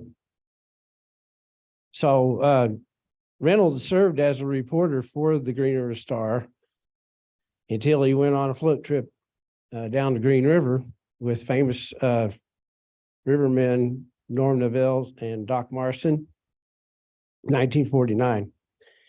And he was bit by the river bug. And so he figured out, got their patterns, figured out how and built his own boats and partnered with Mike Hallisey. They formed a company and started taking people down the river. This before they had the rubber rafts.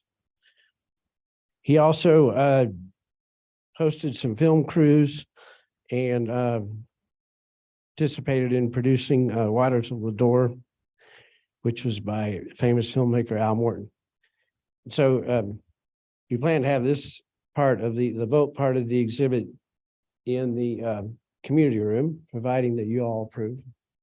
And we will have live footage or video footage of the of their trips down the river as well. So there's some more pictures of the exhibit. Like I said, we'd like to have that part of it, the boat and the surrounding exhibit in the community room. But we also want to replace all the old historic pictures that are in the hallway. Y'all are probably tired of looking at those. I mean, they're nice pictures, but and actually Gary, who left, had an idea a while back that we ought to put pictures up in the courthouse about the building of Flaming Gorge Dam. And I thought that was a good idea. So that's what we plan to do, is put up pictures of the construction of the dam site and the river before and after, and dedications. And this picture here, the lower right one, is Lady Bird Johnson dedicating the dam. We want to open the exhibit to coincide with the 60th anniversary of the starting of the generators at Flaming Gorge Dam. So President John F. Kennedy flew into the airport at Salt Lake City, and they had this big stage and everything set up and all these important people. And he had a button on the podium, and they had a phone there. And on the other end of the line was Gene Walton at the dam, ready to throw the switch to start the generators, Flaming Gorge Dam. And President Kennedy pressed the button and the generator started. We also have video footage of that. He was cracking a bunch of jokes about he didn't want to push a button, you know, and back then in the Cold War and all that, pushing a button could mean something a lot more drastic than starting the turbines at a dam. So anyway, this is what I propose to be in September. Run it, I'd say at least 6 months until March. We could extend it into summer tourist season if you all, you know, approve of that. And if there's something else, you know, not something else that needs to go on in there. So questions, comments?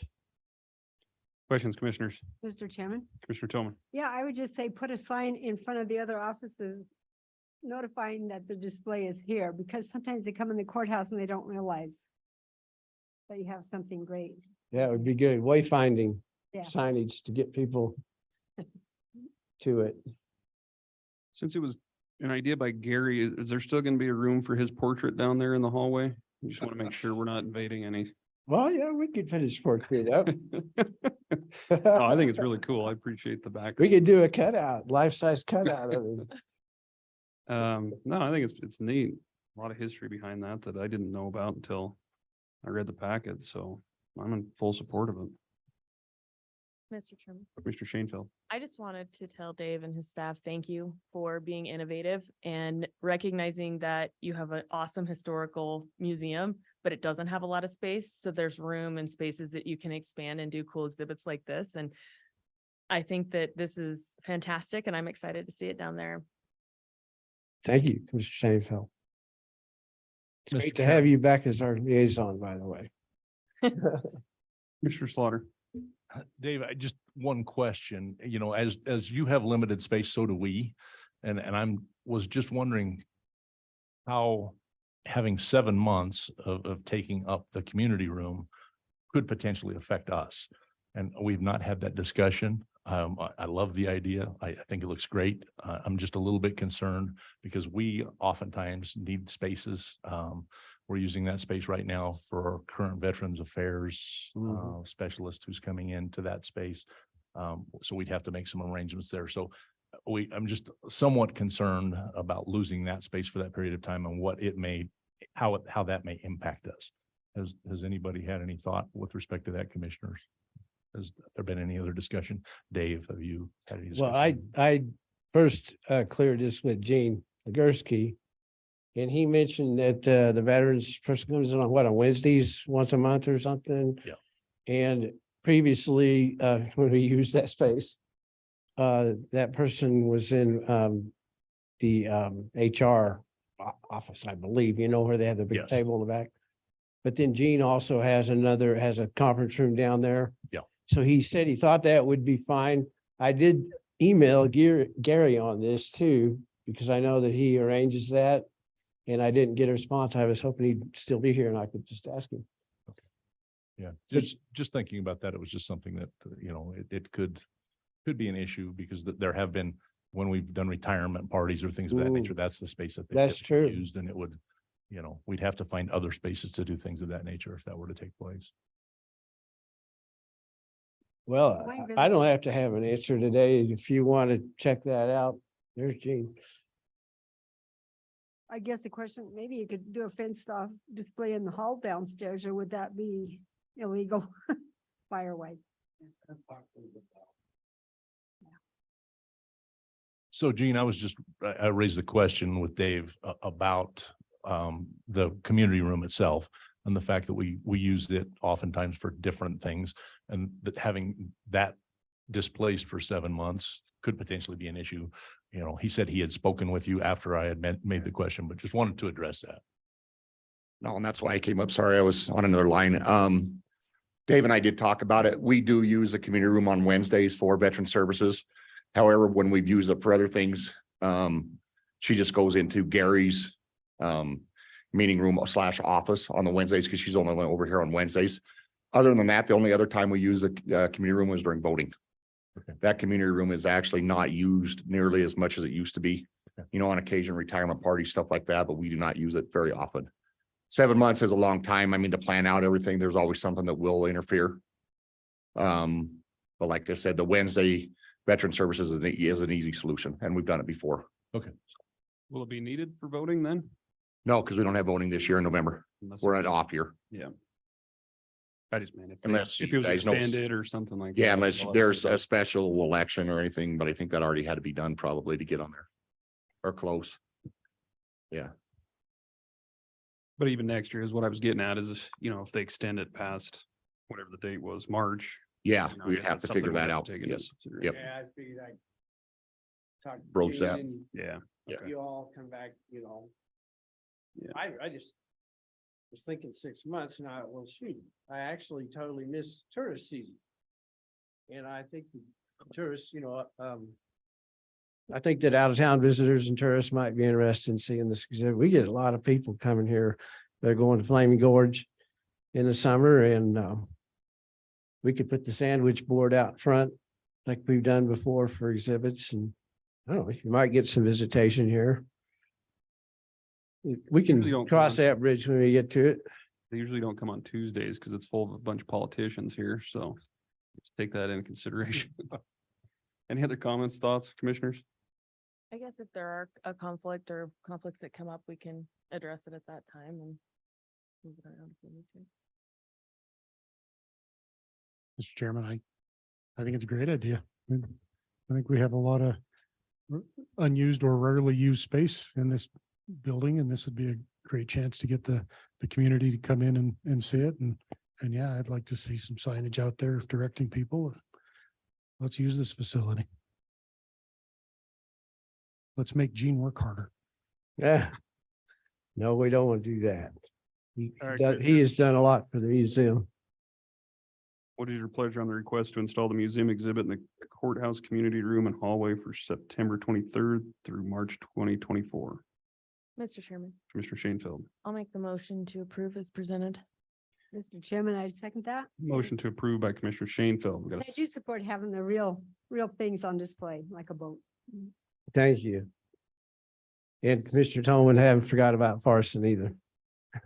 We also have offsite exhibits around the point order. county. So we've got a motion by Commissioner Shanefield. I believe we had a second by discussion by Commissioner Toman. Go ahead, Dave. Oh, I'm done. That was it. He's working on others. Any further discussion? Hearing none, all those in favor signify by saying aye. Aye. Opposed, nay. Motion is unanimous. Thanks, Dave. Appreciate it. We'll look Thank- forward to having it. Thank you very much, Mr. Chairman. Enjoy your weekly newsletters too. Those are sure interesting. Yeah, and next week is our history fair. If anybody wants to volunteer, we're still looking for volunteers. We have all the third graders in the county. As many as 800. They'll be walking in front of the courthouse. And we have the TP and everything set up in Centennial Park and buses lining in the streets. All right, busy times. I think we're ready for it. Hopefully the weather helps you out finally and once for all. Can I pull it?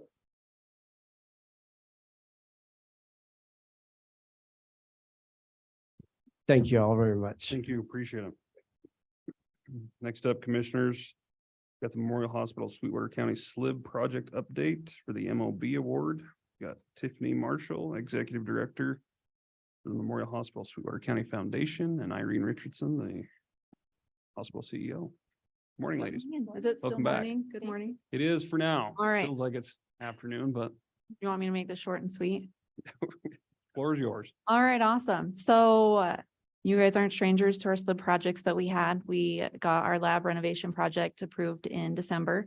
Then the legislation through that process, the legislators allocated some additional funding to SLIB grants. So the SLIB board reopened the conversation, and about 3 weeks ago, they reviewed projects that were not approved in December or in last November as well. So our MOB project was up for bid, and they approved it. It was really exciting for us. So that was a $2.1 million project. And the reason we wanted to come back before you is because we're not asking for money. And that was one of the two projects that was in the original match that the commission had offered. But because we allocated the match that you guys approved to our lab, we just wanted to give you a heads up that we're moving forward with that project, but we're not asking for additional funding for it. So I didn't want you to hear about the project on the street and be like, oh, you guys. I appreciate that. Yeah, so we just wanted to come give you an update that we got that project. We're really, really excited. So we're going to get that in the planning phases here soon. And yeah, it'll be fun. Well, congratulations. That's a big win. And can you give us a little background on what the project is? I mean, it's Yeah. MOB, but is it? Sure. So when you walk into the medical office building right in the front, you walk in and you get a air blasted at you because the vestibule is so short that we have to have an air curtain to block the external air and the internal air and have the correct air exchange. So what we're going to do is expand that vestibule out so we can get rid of that air blast because it's just needed. But secondly, in COVID or when you're dealing with airborne antigens, right, it makes patients and everybody really uneasy when you walk in and get a blast of air on you. So we're able to address those issues and then tie that area into our updated HVAC that we did with SLIB funding back from CARES funding. So it's going to extend that. We're also going to remove the fireplace, which is a visual barrier when you walk in. By removing that, we'll be able to expand our waiting area because we have 6 different specialties in that first floor waiting area. And so because we just keep growing and growing, it's really a small space to fit the patients that we have. So by removing that, we're going to add about 150 extra square feet for waiting area for our patients. Yeah. I remember when that went in, so it's kind of interesting. I mean, that was a lot of drama getting that fireplace installed. So it's funny how it comes full circle to continue to Right. be an issue that needs to go away. Yeah, and we keep talking about putting it in Irene's office so she can have it on display. I heard she's a big fan. Huge. Well, this long winter, you could have had it going. Yep. Mm-hmm. Well, The spring is congratulations. here now, so. Hopefully. Comments, questions, commissioners? Yeah, if you'd like it, we can put it behind you. We feel like it's behind us today. It's about 120 up here. Once again, Mr. Chairman, I would just like to thank you for, making the application and doing that. That's Absolutely. once again, something that's just going to be better for all of our citizens. And we appreciate your willingness to be out there doing that. And then also to come back and not ask us for money to finish it up. That's even better yet. So thank you. You bet. You fulfilled your promise. I did. I Very don't good. break my promises. I also don't make a lot of them, so we're good. Any other comments, commissioners? Well, congratulations. We appreciate you coming here and keeping us in the loop and everything, and we'll look forward to that project as well. Lots going on at the hospital. Yeah, So, lots and lots. So, yep. And then we'll be back in a couple months to schedule our lab groundbreaking so we can take pictures and have fun, pretty shovels and whatever else you guys. you let Commissioner Slaughter cut the ribbon or hold the ribbon. Now he's gonna get a shovel. We did. They think I'm a full-time employee up there. I did. I'm just I- waiting for the paycheck. I asked him and it took, yeah. If only the scissors would have worked better. Good deal. We'll look forward to it. Why we didn't have a scalpel, I don't know. After the fact, I was like, we're in the hospital. Where's the scalpel? We have dull scissors. Chair, you should have used the Da Vinci robot to cut. That's cool. Yep, that's here. We're currently in training and we hope to have our first patient surgery later this summer. So Wow, that's exciting too. Yeah. good deal. Well, we appreciate the update. Right. Yeah, you bet. Thanks for having Luck us. to you all. Thank you guys. Thank you so much. Thank you. Next up, commissioners, we do have Southwest Counseling Service, the fiscal year 2022 annual report and capital update. We've got Linda Aker here, the CEO. Hi, Linda. Good morning. I had to lower that. Thank you this morning. My name's Linda Aker. I'm the CEO of Southwest Counseling. And one of the things I wanted to discuss with the commissioners is the landscape for mental illness and substance use disorders. The prevalency of mental illness and substance disorders is more prevalent than cancer, heart disease, and diabetes combined. It is really an issue that has come to the forefront. And I think it's come to the forefront because the stigma is getting lower and lower. People are coming into treatment more on their own, not afraid to ask for help. But as leaders of this community, we need to make sure that mental health and substance use disorders are available in our community. And the state of Wyoming has done a remarkable job, and hand in hand with the county, because we occupy all the county buildings. But I wanted to point out to you Southwest Counseling's annual report for last year. We served almost 3,000 clients. We provided 60,782 direct service hours. And what that means is we're in direct contact with the individual. Now, some of those hours may be telehealth, where we're doing Zoom with individuals, but most of them are going to be one-to-one or in group. And that is a lot of hours. And with the state of Wyoming, we have to have performance outcomes. And Southwest Counseling has consistently exceeded our performance outcomes when it comes to outpatient mental health, outpatient substance use disorders. But Southwest Counseling provides a continuum of care in the county. We have the prevention grant, which is through the county. And then from there, we go from clinical assessments for mental illness, clinical assessments for drug and alcohol, and then you have appropriate treatment determined by the client's treatment plan.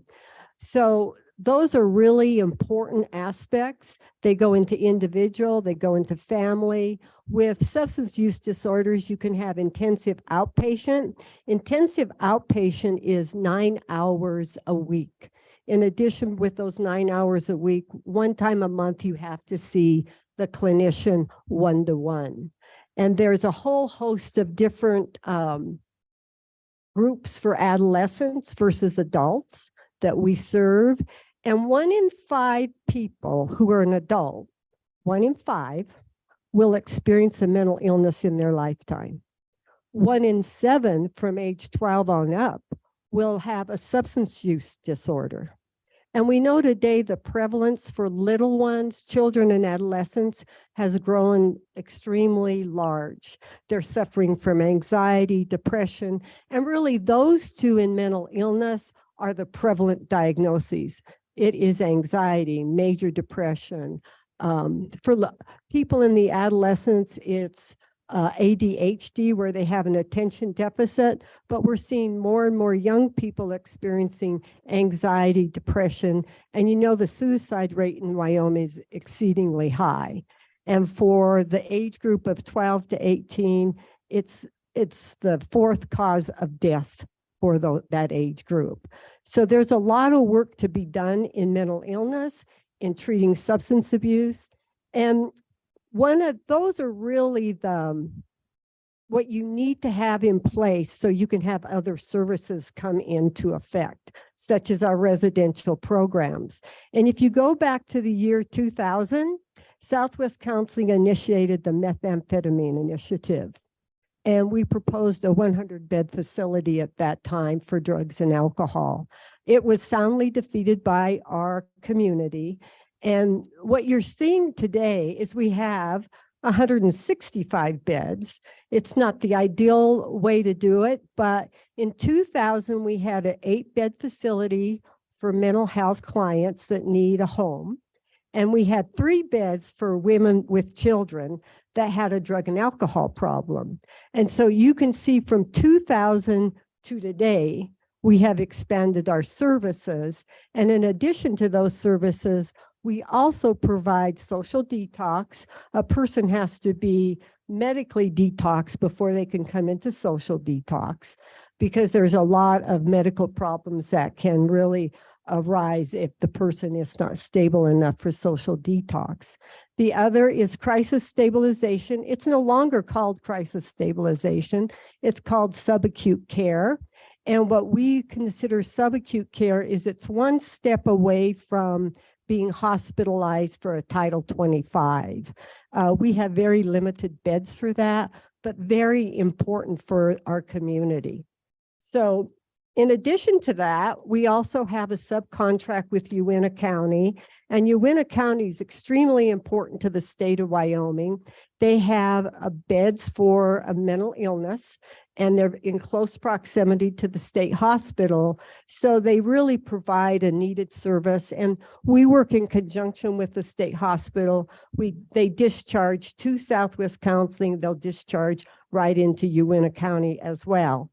Our funding sources, 78% of our funding comes from the state of Wyoming.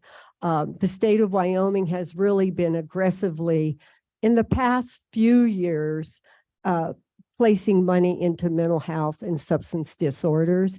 And if you just think of your own experiences, your friends, your family, your acquaintances, every one of you knows somebody who has a mental illness, who has a substance disorder, and it affects all areas of our community. There's not one area of our community that's not touched. One of the great things about Southwest Counseling is it's affordable because we're on a sliding fee scale, and it's based upon your ability to pay, and that is determined by your household income and the number of people in your household. And so some people will come in and they'll pay $6, and the state of Wyoming picks up the remaining part of that.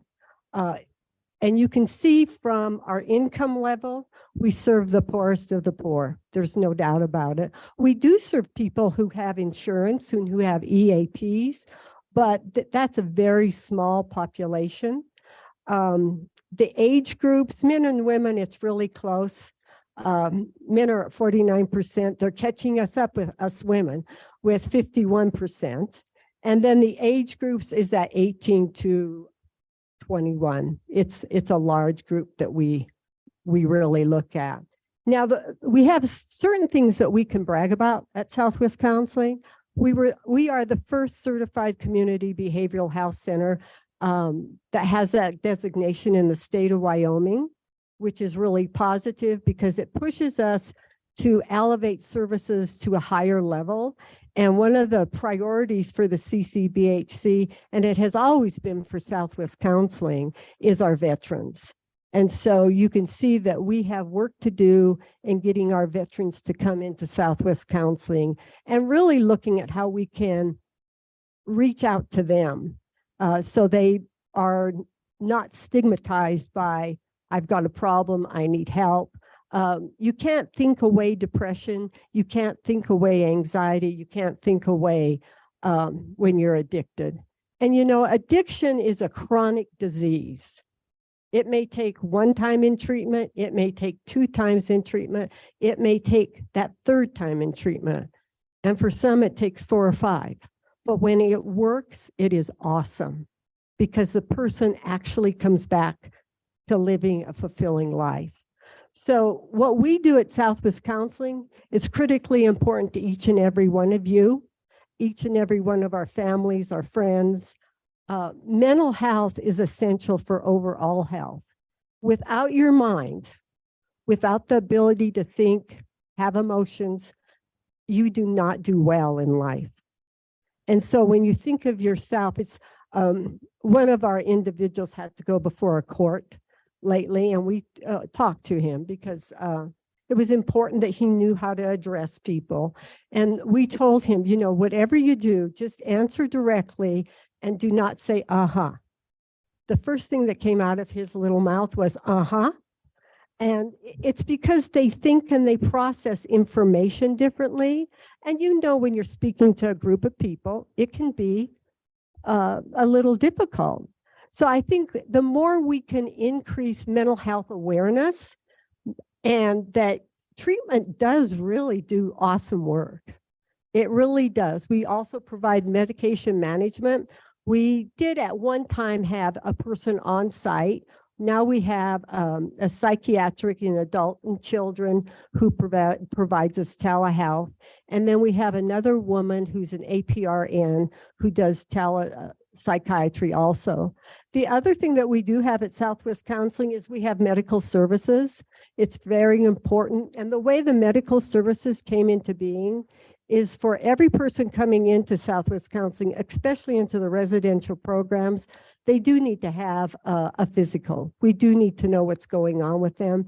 It's much easier to have our medical housed at Southwest Counseling. It's been an awesome addition to our staff, and it's been there for quite a number of years. The one things that you may be interested in is we have on-call 24 hours a day, 7 days a week. It has to be by a master's level clinician who has allied health privileges. Allied health privileges allows that clinician to go into the hospital and consult with the doctors at the hospital. We're very busy. We have a staff of 128. I would say what's our primary challenge right now, there's a tsunami coming of mental illness and substance use disorders. There's not enough providers. Anywhere in the country, there's not enough providers. And what we've seen with COVID is there's more and more disconnection for people, that they're feeling more isolated, more alone. And it's not healthy for people to be alone. It's not healthy to not be in communication. So I want you to know, as commissioners, I'm very proud of that agency. I'm very proud of what we've built with very little. And I think as county commissioners, I hope you are our advocates to sustain mental health and substance disorders in our community. So if you have any questions, I'm more than prepared to answer them, I hope. And then we can go on to buildings. Any questions, commissioners? Commissioner Shanefield. Thanks, Linda. My question just is around medical detox. Is there anywhere in our community or even in the surrounding areas that we can have somebody that has the need of medical detox before they go into social detox with you? if not, is there a process you guys are working through to try to fulfill that need? I know that that came up a lot when I was a probation agent. And I've actually had a number of people that I know that has needed medical detox over the past 10 years probably. And I think that, you know, it's a need in our community and probably growing. So. Yeah, Mr. Chairman and Commissioner Shanefield, I believe it really is a necessity. We're missing critical components in services in Sweetwater County. Medical's one of them. What we often have to do is refer them to the emergency room at the hospital. And from the hospital, they can go ahead and give us the go ahead for a social detox. Many of those individuals never get to social detox. Thank you. Any other questions, commissioners? Yeah, I have a question. Thank you for presenting today. How are you meeting our MOU with you? Where in your report are you talking about how you're helping us with the Title 25s and the items that we requested specifically in the MOU with you? Chairman, Mr. Chairman, and Commissioner Tolman, what we have in the MOU is we do participate on Title 25. We go to the hospital, we have allied health privileges. We are in those hearings, and the majority Southwest Counseling is involved in, and we very much make a difference in people not having to go to a hospitalization. And I can bring those documents to you just so you can see the history of how we have stopped people from going to a psychiatric hospital. In addition, we do go to the jail. We do jail-based treatment for men and women. And you do use our social detox when it's available and crisis stabilization. We have done everything in that MOU with or without it signed that you've requested. We've not stopped any of those services. And what's your occupancy rate on the beds? Mr. Chairman, Commissioner Tolman, our occupancy is a performance measurement by the state of Wyoming. It is at 85%. And I think for 22, it was 82%, but the state does not penalize us for being that close but short from the 85%.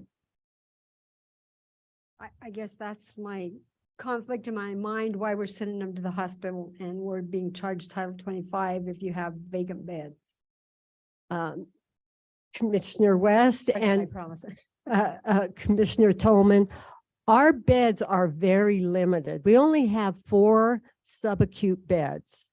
The majority of them are always occupied. And when it comes to subacute or crisis stabilization, you cannot be a danger to yourself or others. We have no lockdown facility at all. And so if a person's a danger to themselves or others, they're not appropriate for crisis stabilization. And although we have those beds, the majority of those beds are filled at all times. And I'll tell you, I think the real shortage, and Commissioner Slaughter heard me on Title 25 yesterday. One of the things that we're really missing in this community is medical detox. We're also missing, we need beds for 8 to 15 beds per day for subacute. And it could be used for Title 25 if you have a lockdown facility. You cannot have people that really need to be held against their will, because that's what we're talking about. Title 25 is holding a person against their will. So there are issues that we need to work on, and I think we're going to have to work on them. There's no more money coming from the state of Wyoming. We are going to have to work on it. So Linda, in regards to that agreement that keeps getting pounded into the ground, I don't have much faith in it because, you know, it was signed so late that it feels like we should already be focusing on next year. But there was a lot of hesitation on the part of Southwest Counseling and the board with that. And you're stating you're already providing those services, whether it's signed or not. And so I guess I'm confused as to where the missing link is. I know it was med management, and, you know, we've had, obviously as your liaison, I'm trying to learn the process between, you know, what your organization does and everything, but we're hearing comments that the jail and the hospital are just a dumping ground, and then, there's no follow-up with that mid-management piece. And so I just think it's important for all of us to get together to try and solve the issue. I was not aware of the quarterly call yesterday, or I certainly would have been on that, but what are you seeing? What are you hearing? Because we want to help solve this issue, but I mentioned earlier in the meeting today in my comments that I attended that crisis intervention training last week, and a lot of what came out of that was just a lack of education. And so they're continuing to title these, individuals, and the county's picking up the tab on that, when in fact there's other resources available they can go to before we go down the Title 25 avenue. Chairman West, I think when it comes to the agreement, the MOU, there were certain problems with that.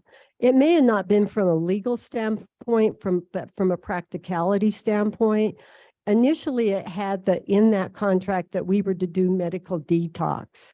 I cannot do medical detox. I do not have authorization from the Division of Behavioral Health to do medical detox. You are required to have a medical person on staff 24 hours a day. The other thing that came out of that was I needed a psychiatrist. And this is going back to last May, available for Title 25 or for medication management. I don't have a psychiatrist. I wish I did, but I don't.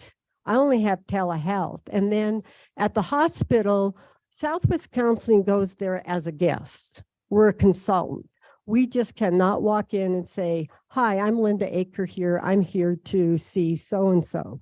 The doctor has to request that we come into the hospital, and our therapists stay in their lane. They're there to make a mental health assessment.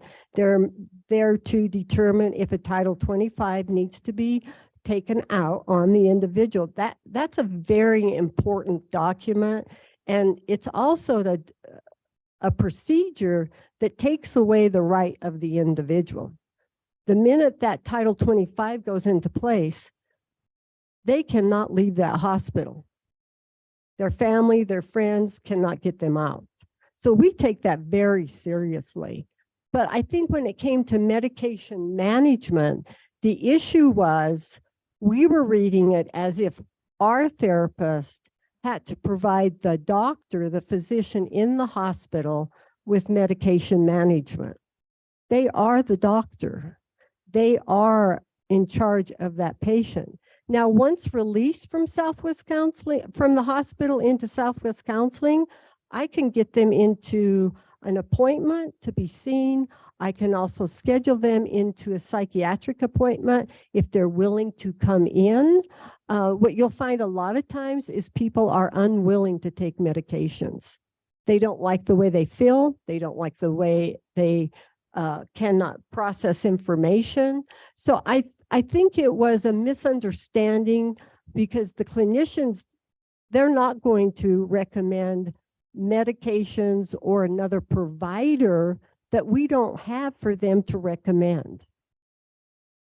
Right. And I fully understand that. And I think that's part of where my confusion was, because I think it is a misunderstanding that, once they're at the hospital has a provider, but once they're out, then Southwest is charged with trying to help with that med management. And so for some reason, it seemed like that was a sticking point that held us up for so long. So I just was curious when you said that you're still doing those services regardless of it being signed, why that was a sticking point. So I'm getting from your response that it was a misunderstanding.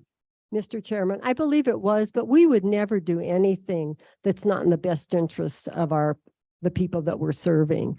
Our focus is what's the best service for the individual. I mean, the politics kind of went awry on this. I think there was misinformation, and we just have to have a clear line of transparency and open it up so we can talk to one another. Mr. Chairman, Commissioner Tillman. is there any opportunity to increase to more than 4 subacute beds and or becoming a medical detox, the opportunity to create a medical detox area in that Southwest Counseling? Chairman West, Commissioner Tolman, Southwest Counseling's out of room. I mean, we have no more expansion available unless there was a new building.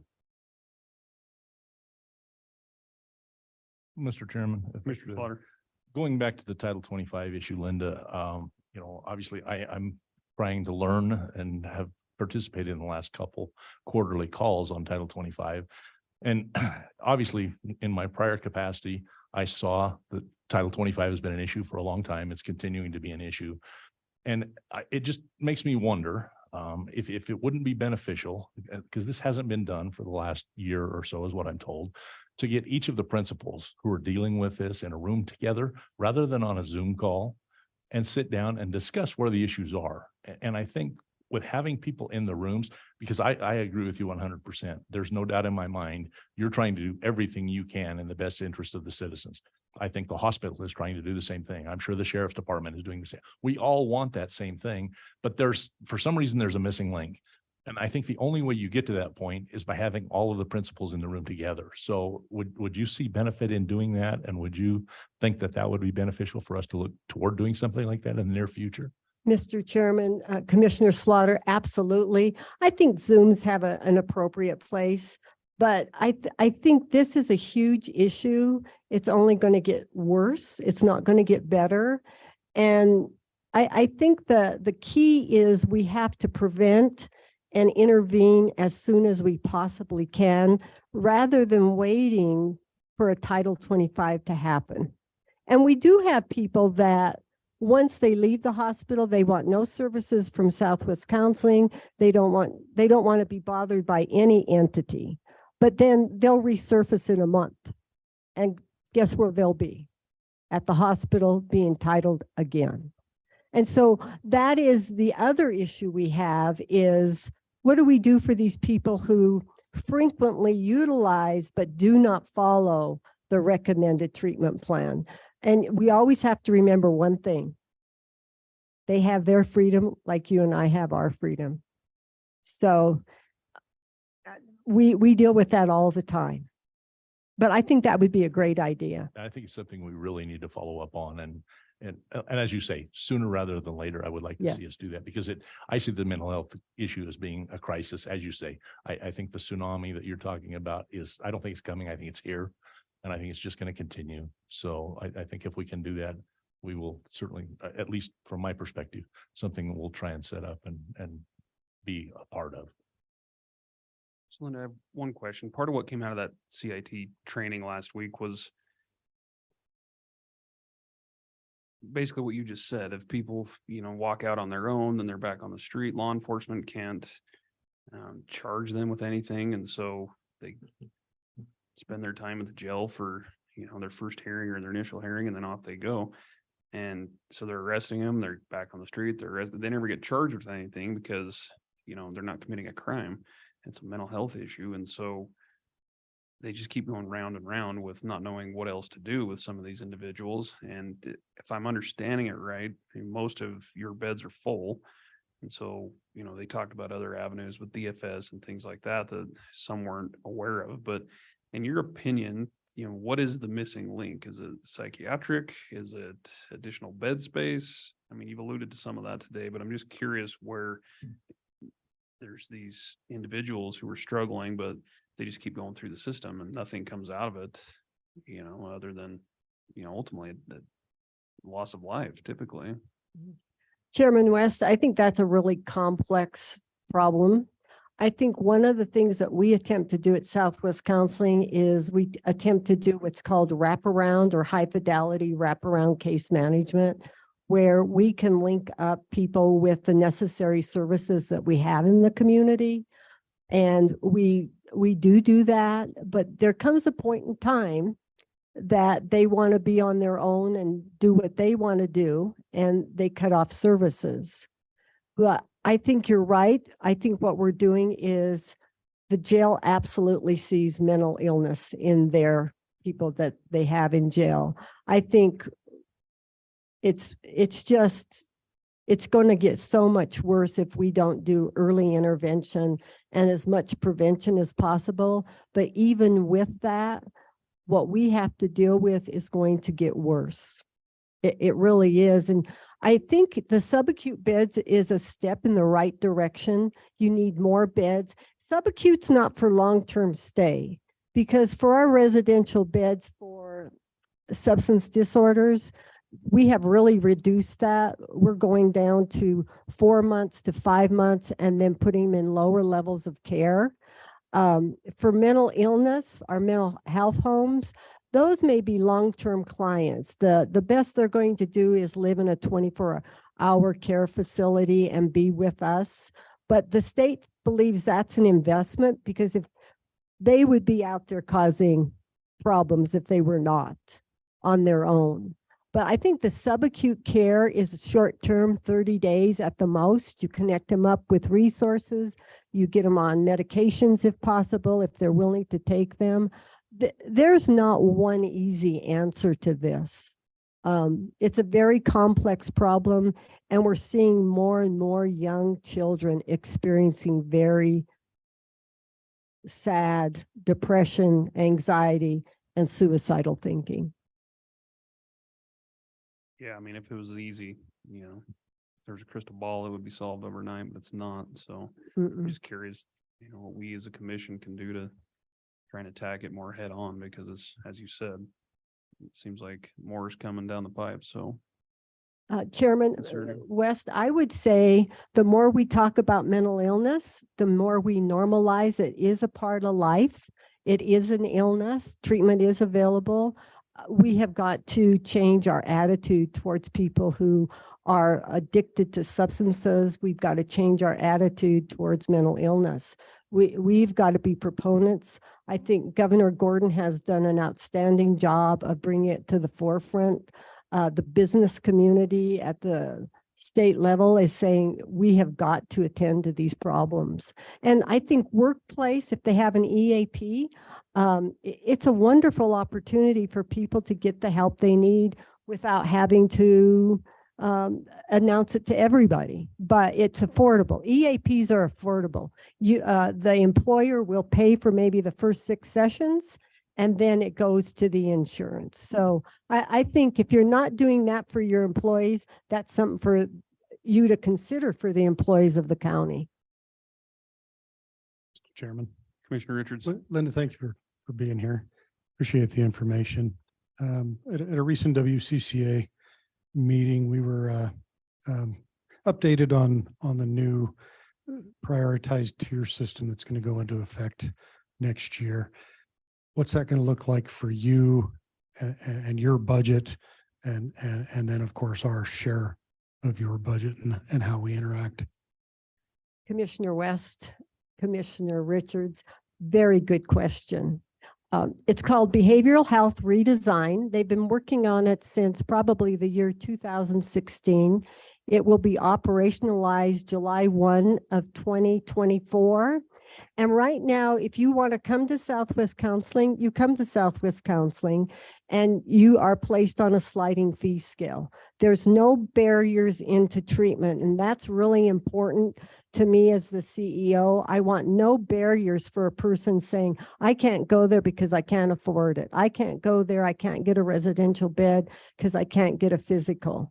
So we have lowered the barriers, and the barriers are going to come up next July 1 because there is a system, different pots of money who have the priority for the state of Wyoming. The criminal justice population is a priority of the state of Wyoming. The other population that's a priority is the Department of Family Services, with children or adolescents who have been at a residential program and coming back in, and the parents. So that's another. The other one is the seriously mentally ill, chronic population, and then acute. And what that does to our budget is right now we get a 1/12 payment every month. So we're guaranteed 1/12, 1/12, 1/12.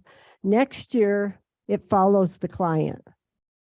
So, and it will be going through a Medicaid system, and we will have to submit the billing to Medicaid. They will process that, and then it'll come back into the system. I think the danger of this is, number one, I think everybody has a right to Southwest counseling, especially when we have the priority of our money coming from the state of Wyoming. The county supports us. I think everybody should have a right to that sliding fee scale. And I do not believe that next year, July 1, I will be able to provide the sliding fee scale unless the board decides to do it to everyone. So at a different time and place, I could really go into the specifics on that. Southwest Counseling is joining with other Wyoming community health centers, and we're working with open minds because it's going to change our payment system, and it's going to change how the dollars are coming into Southwest Counseling. So we need to have a really detailed look at how it's going to change our budget. Chairman, what do you think that's going to look like for our Title 25 numbers if you can't serve those people? I mean, clearly our Title 25 is going through the roof already, and we could probably sit here all day and talk about what's driving that. But are we going to push more people into Title 25 because now they're not going to be able to walk in your doors and get service?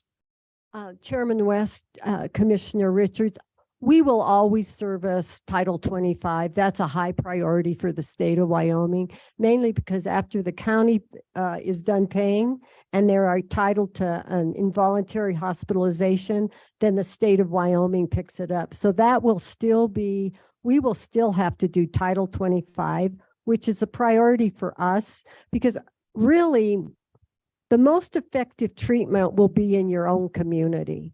When we talk about a psychiatric hospitalization, that's for a very small part of the population that needs to be secured in that type of setting.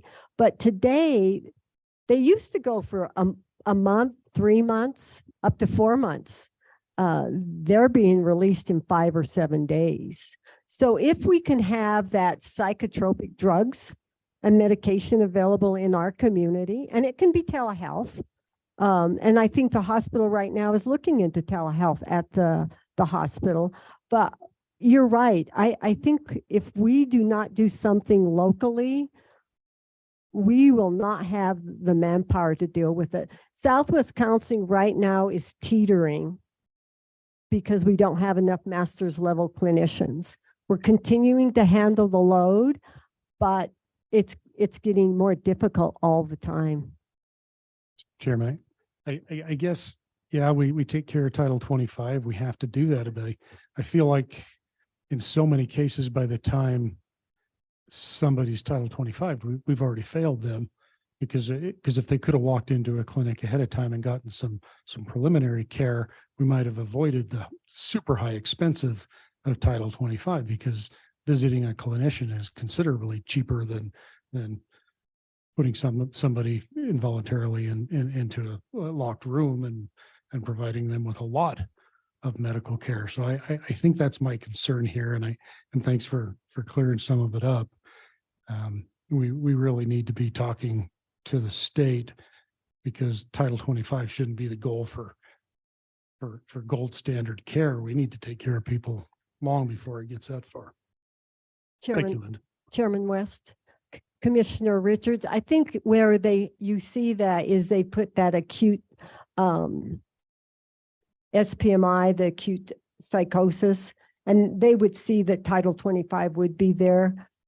I think oftentimes our therapists will walk a person over to the hospital because it's not so much they need medical care. They may have medical issues, but they need to be stabilized because they're in an acute crisis, and they're not thinking clearly, they're not emotionally, they may be all over the place. So I think we could do better. And I will tell you the truth, when the ARPA funds became available, my goal, and it was just too late in my thinking, was that 8 to 15 bed subacute crisis stabilization unit, because you're really stabilizing them. You do need medical care, you do need medication management, but you need to get them centered again so they can start thinking more clearly and acting better. But there's work to do.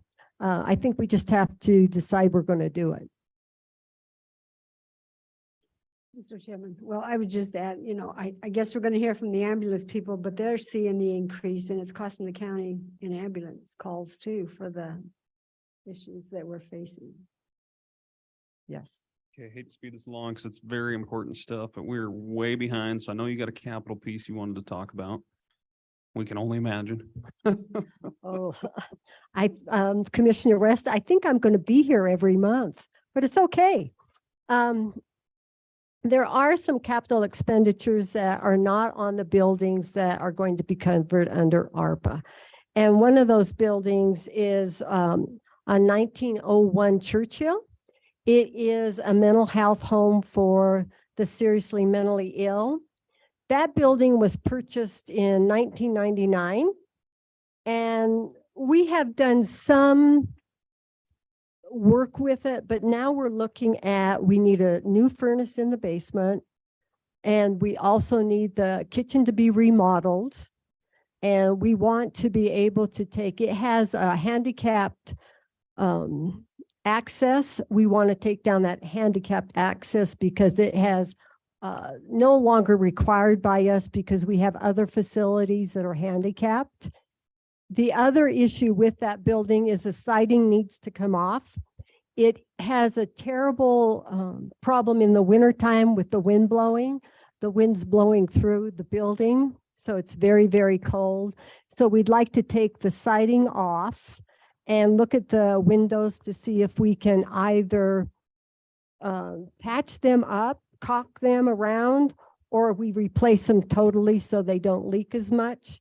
So that is one of the items that we're looking at.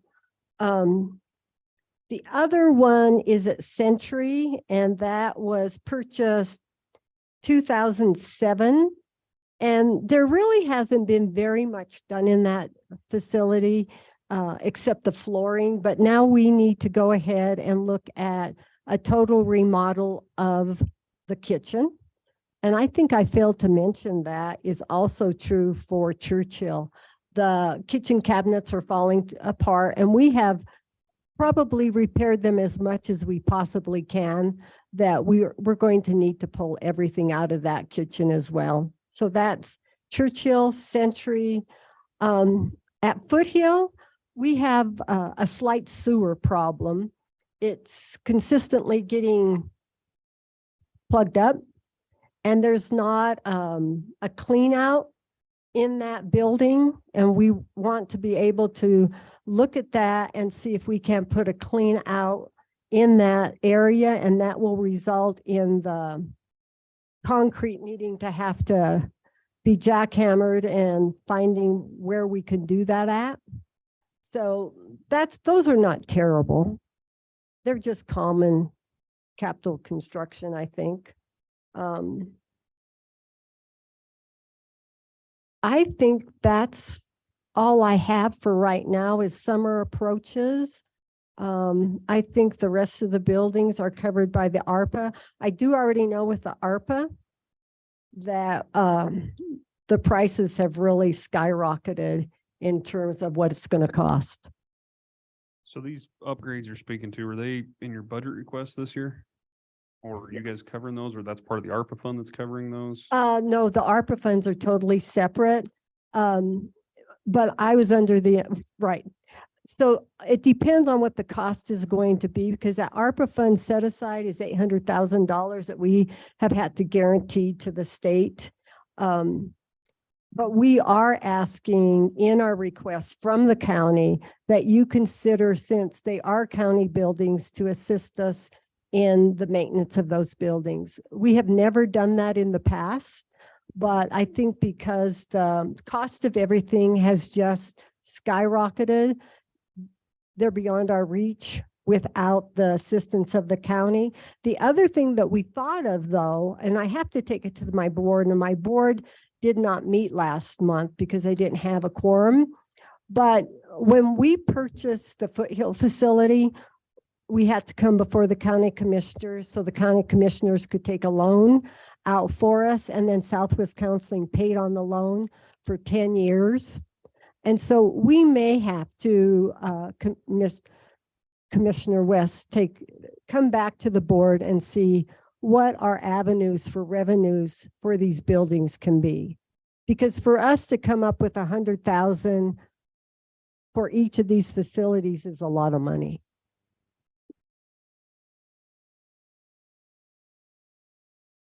It seems a little odd that you were just here 2 weeks ago and we're harping on you for not being involved with the capital construction improvements. And so in return, it comes back with, okay, well, since they're your buildings, you ought to update them.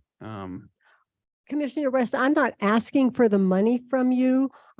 You want to be informed about the capital construction that's potential out there.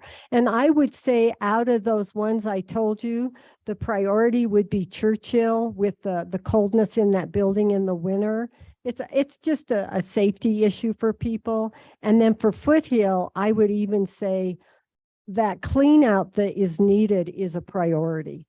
I don't know what that amount of money is going to be. Once we put them out for bid, we would know better. Sure. But I think now, I mean, people are excited that they're county buildings because you have more resources. And Gene Legursky, thank you so much for him being available to Southwest Counseling. He's a great resource. He's very knowledgeable.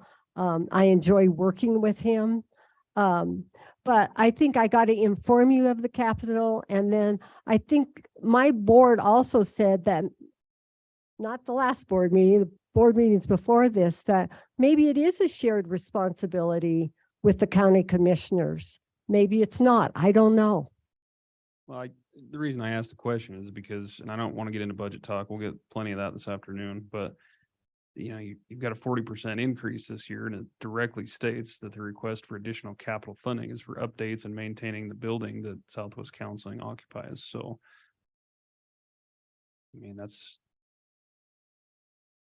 quite the increase. So I would naturally assume these updates you want to do with these three facilities would be involved with or included within that. So Commissioner you are West. asking for additional funding is what I'm getting at. Yes, we are asking for additional funding. We were going to ask for additional funding long before I came 2 weeks ago. It's just a necessity at this time. Okay.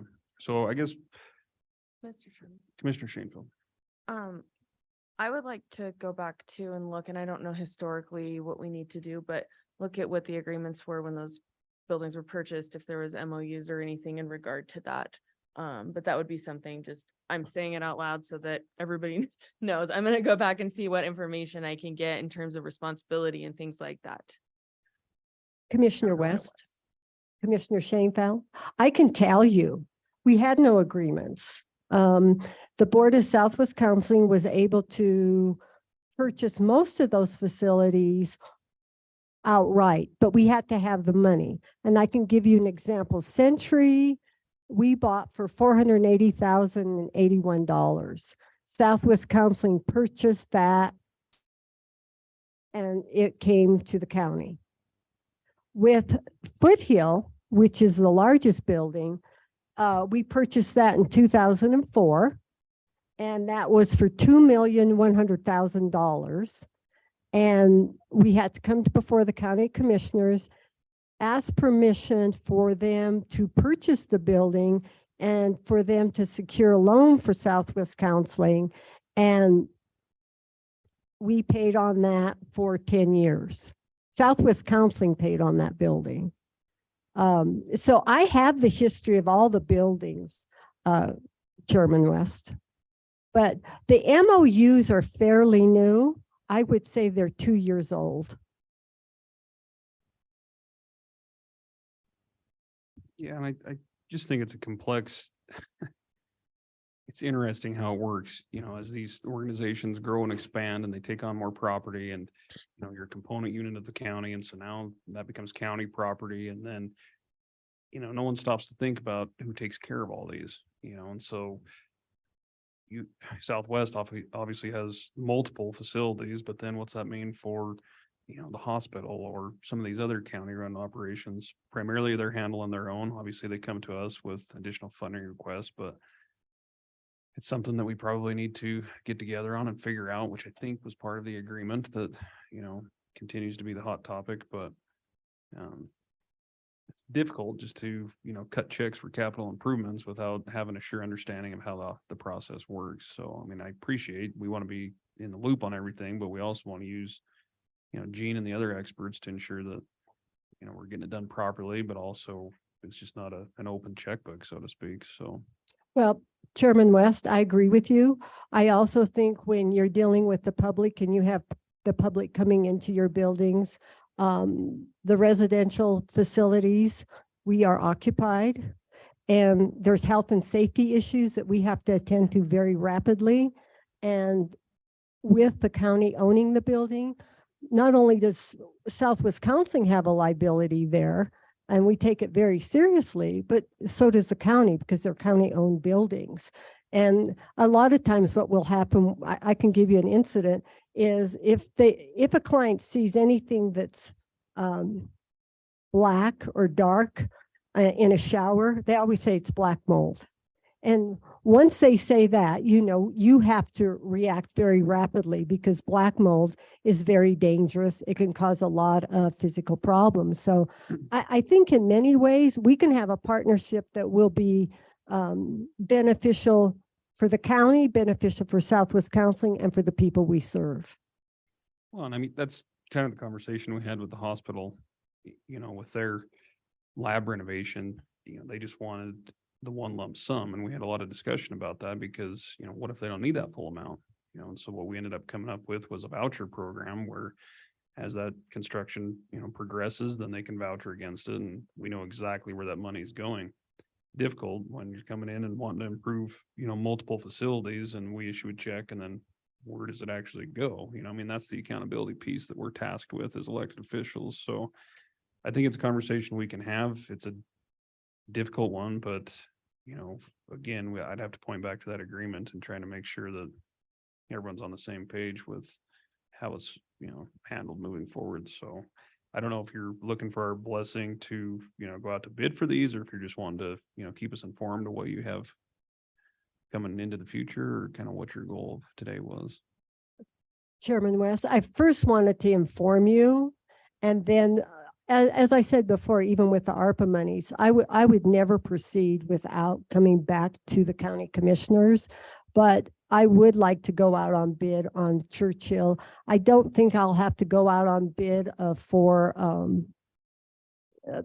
the sewer at Foothill facility. I think it's not, I should not say this. I always think things are going to be less than they are, and they always turn out to be more. So I may have to find out how much everything is going to cost and bring it back to the county commissioners, especially if I'm asking for money. Yeah, I mean, that was the concern with the last time you were here, is just, it's a tremendous opportunity to go after and achieve that funding through the state and everything, but we just want to ensure that it's going, where it needs to be with the county facilities and whatever programs you're operating in.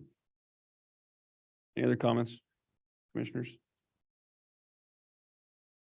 Well, Linda, we appreciate you coming before us today and explaining what you all do and kind of giving us an update on the year. Sounds like more difficult situations ahead for mental health and the struggles within the community and the state. But we'll keep plugging away at it, and hopefully we can get together with some form of workshop like Commissioner Slaughter alluded to, and we'll try and keep chipping away at it. Well, thank you very much for your time and for your commitment to mental health and to substance disorders. Thank you. Thank you. All right, commissioners, we are 45 minutes behind, so we got some making up to do. Next on the agenda was the ratification, but we went ahead and removed that when we amended the agenda. So next item is item 10. Ratify CLG comments on the September 2023 proposed oil and gas lease sales. We got Commissioner Tillman. Mr. Chairman, yes, I would make a motion to ratify those comments. I just want to point out, it doesn't have to be a part of the motion, but the BLM has resumed their third quarter competitive oil and gas leasing. There was a proposal for 115 proposed parcels totaling 95,580 acres for the third quarter lease sale, but under their modified proposed action, they would only offer for sale 81 parcels of 67,302.78 acres. So I would make a motion to ratify the comments for the Bureau of Land Management's third quarter competitive oil and gas lease sale. Second. Got a motion by Commissioner Tillman, second by Commissioner Slaughter. Any discussion? Hearing none, all those in favor signify by saying aye. Aye. Opposed, nay. Motion's unanimous. Next is item 11, a request for cooperator status for the BOCC Carbon Storage LLC BLM Rock Springs. Commissioner Tillman. This one, we just need to request to be a cooperator on the beginning of the BOCC carbon storage program with the Bureau of Land Management. Now, I would make that motion. Second.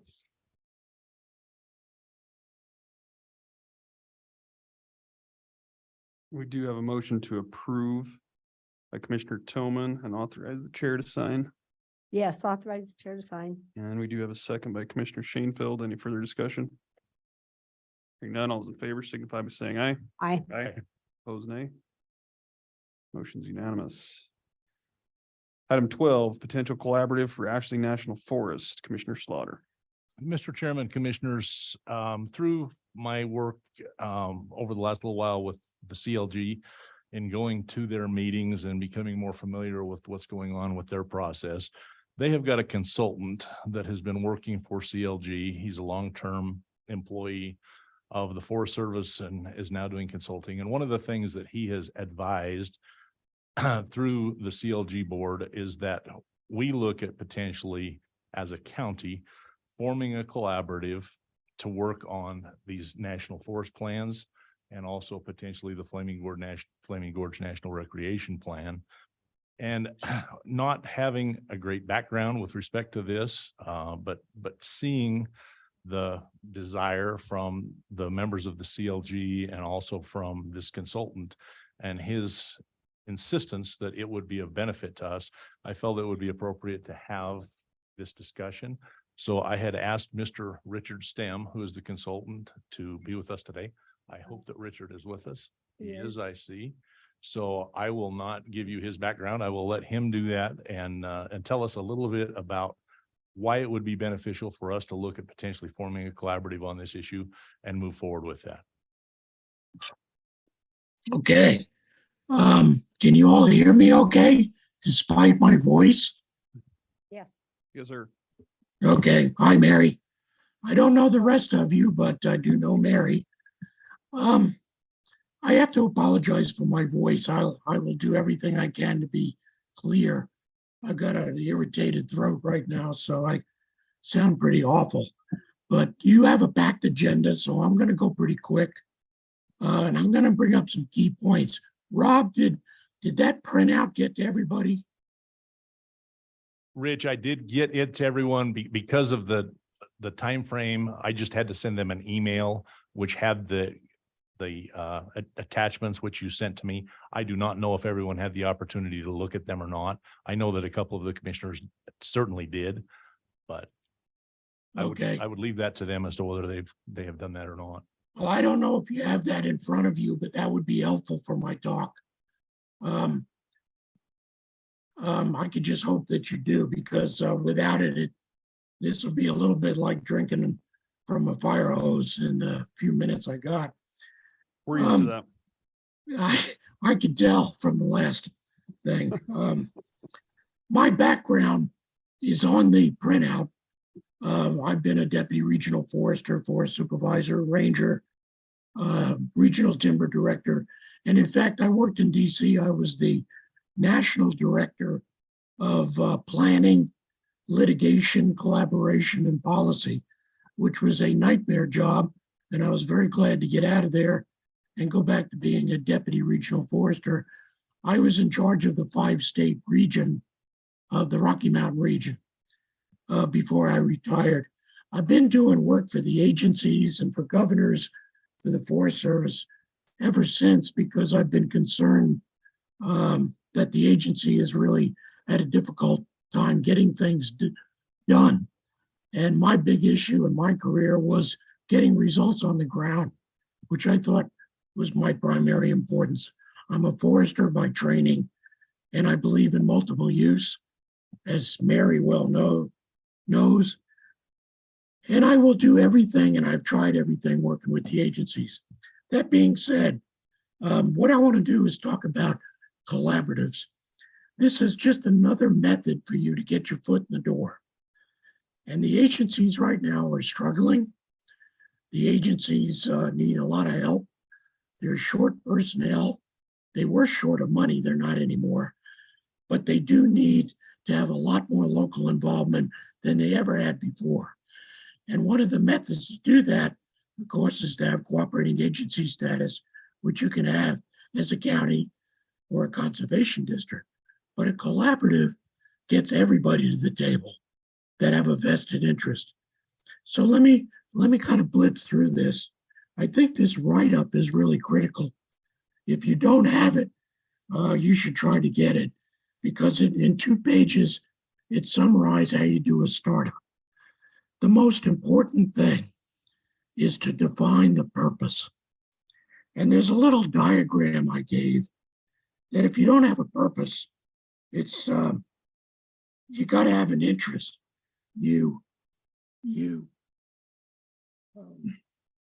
Just trying to see this here.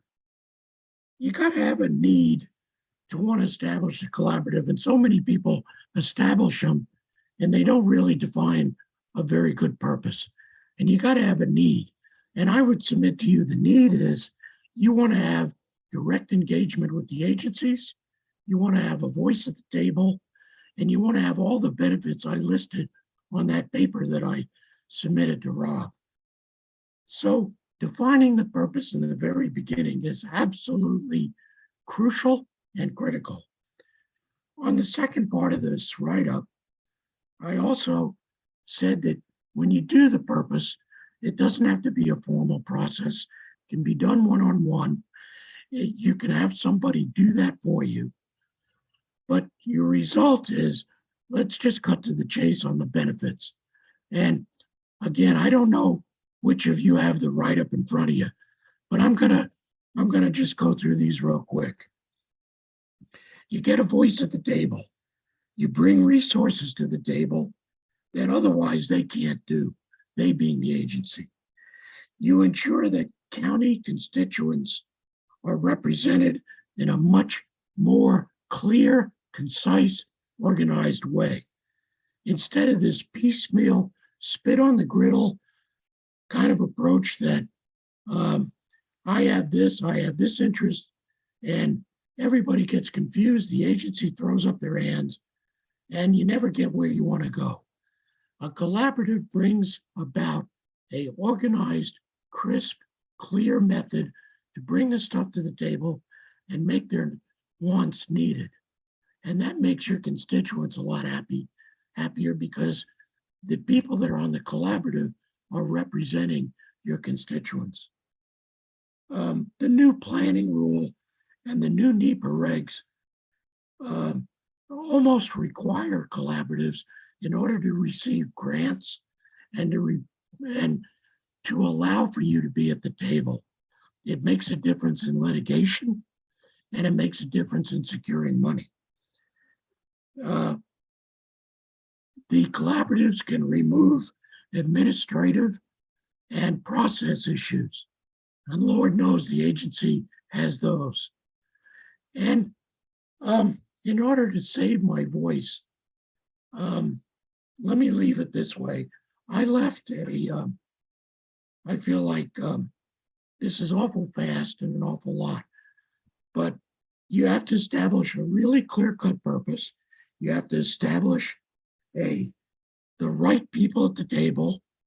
You have to establish a clear process so that you don't have people all over the place, and you figure out a way how to make decisions, how to disagree, how to carry forward with an issue And lastly, the most important part is you have to have a product. What are you seeking for an end result? All four of those, they call them the 4 Ps. If you don't have those clearly established from the get-go, you're dead in the water before you ever get started. I have participated in collaboratives. I've been a member, I've led them, and I've been the recipient of them in the various jobs I've had as ranger, forest supervisor, regional forester. And I can tell you that there are across the country very big collaboratives and small collaboratives. There are collaboratives that are very successful, and there are some that have just been failures and unsuccessful. If you do the 4 Ps, you will be successful. So that leads me to how do you do that? And that's going to take more discussion, but the benefits are enormous for a successful collaborative. I've seen it, I've lived it, I've seen the financial resources that come with it. And believe me, it's written into legislation like the infrastructure bill, the anti-inflationary bill, the planning rule. It just goes on and on. And if you do that, you have a better chance of influencing where the Forest Service goes.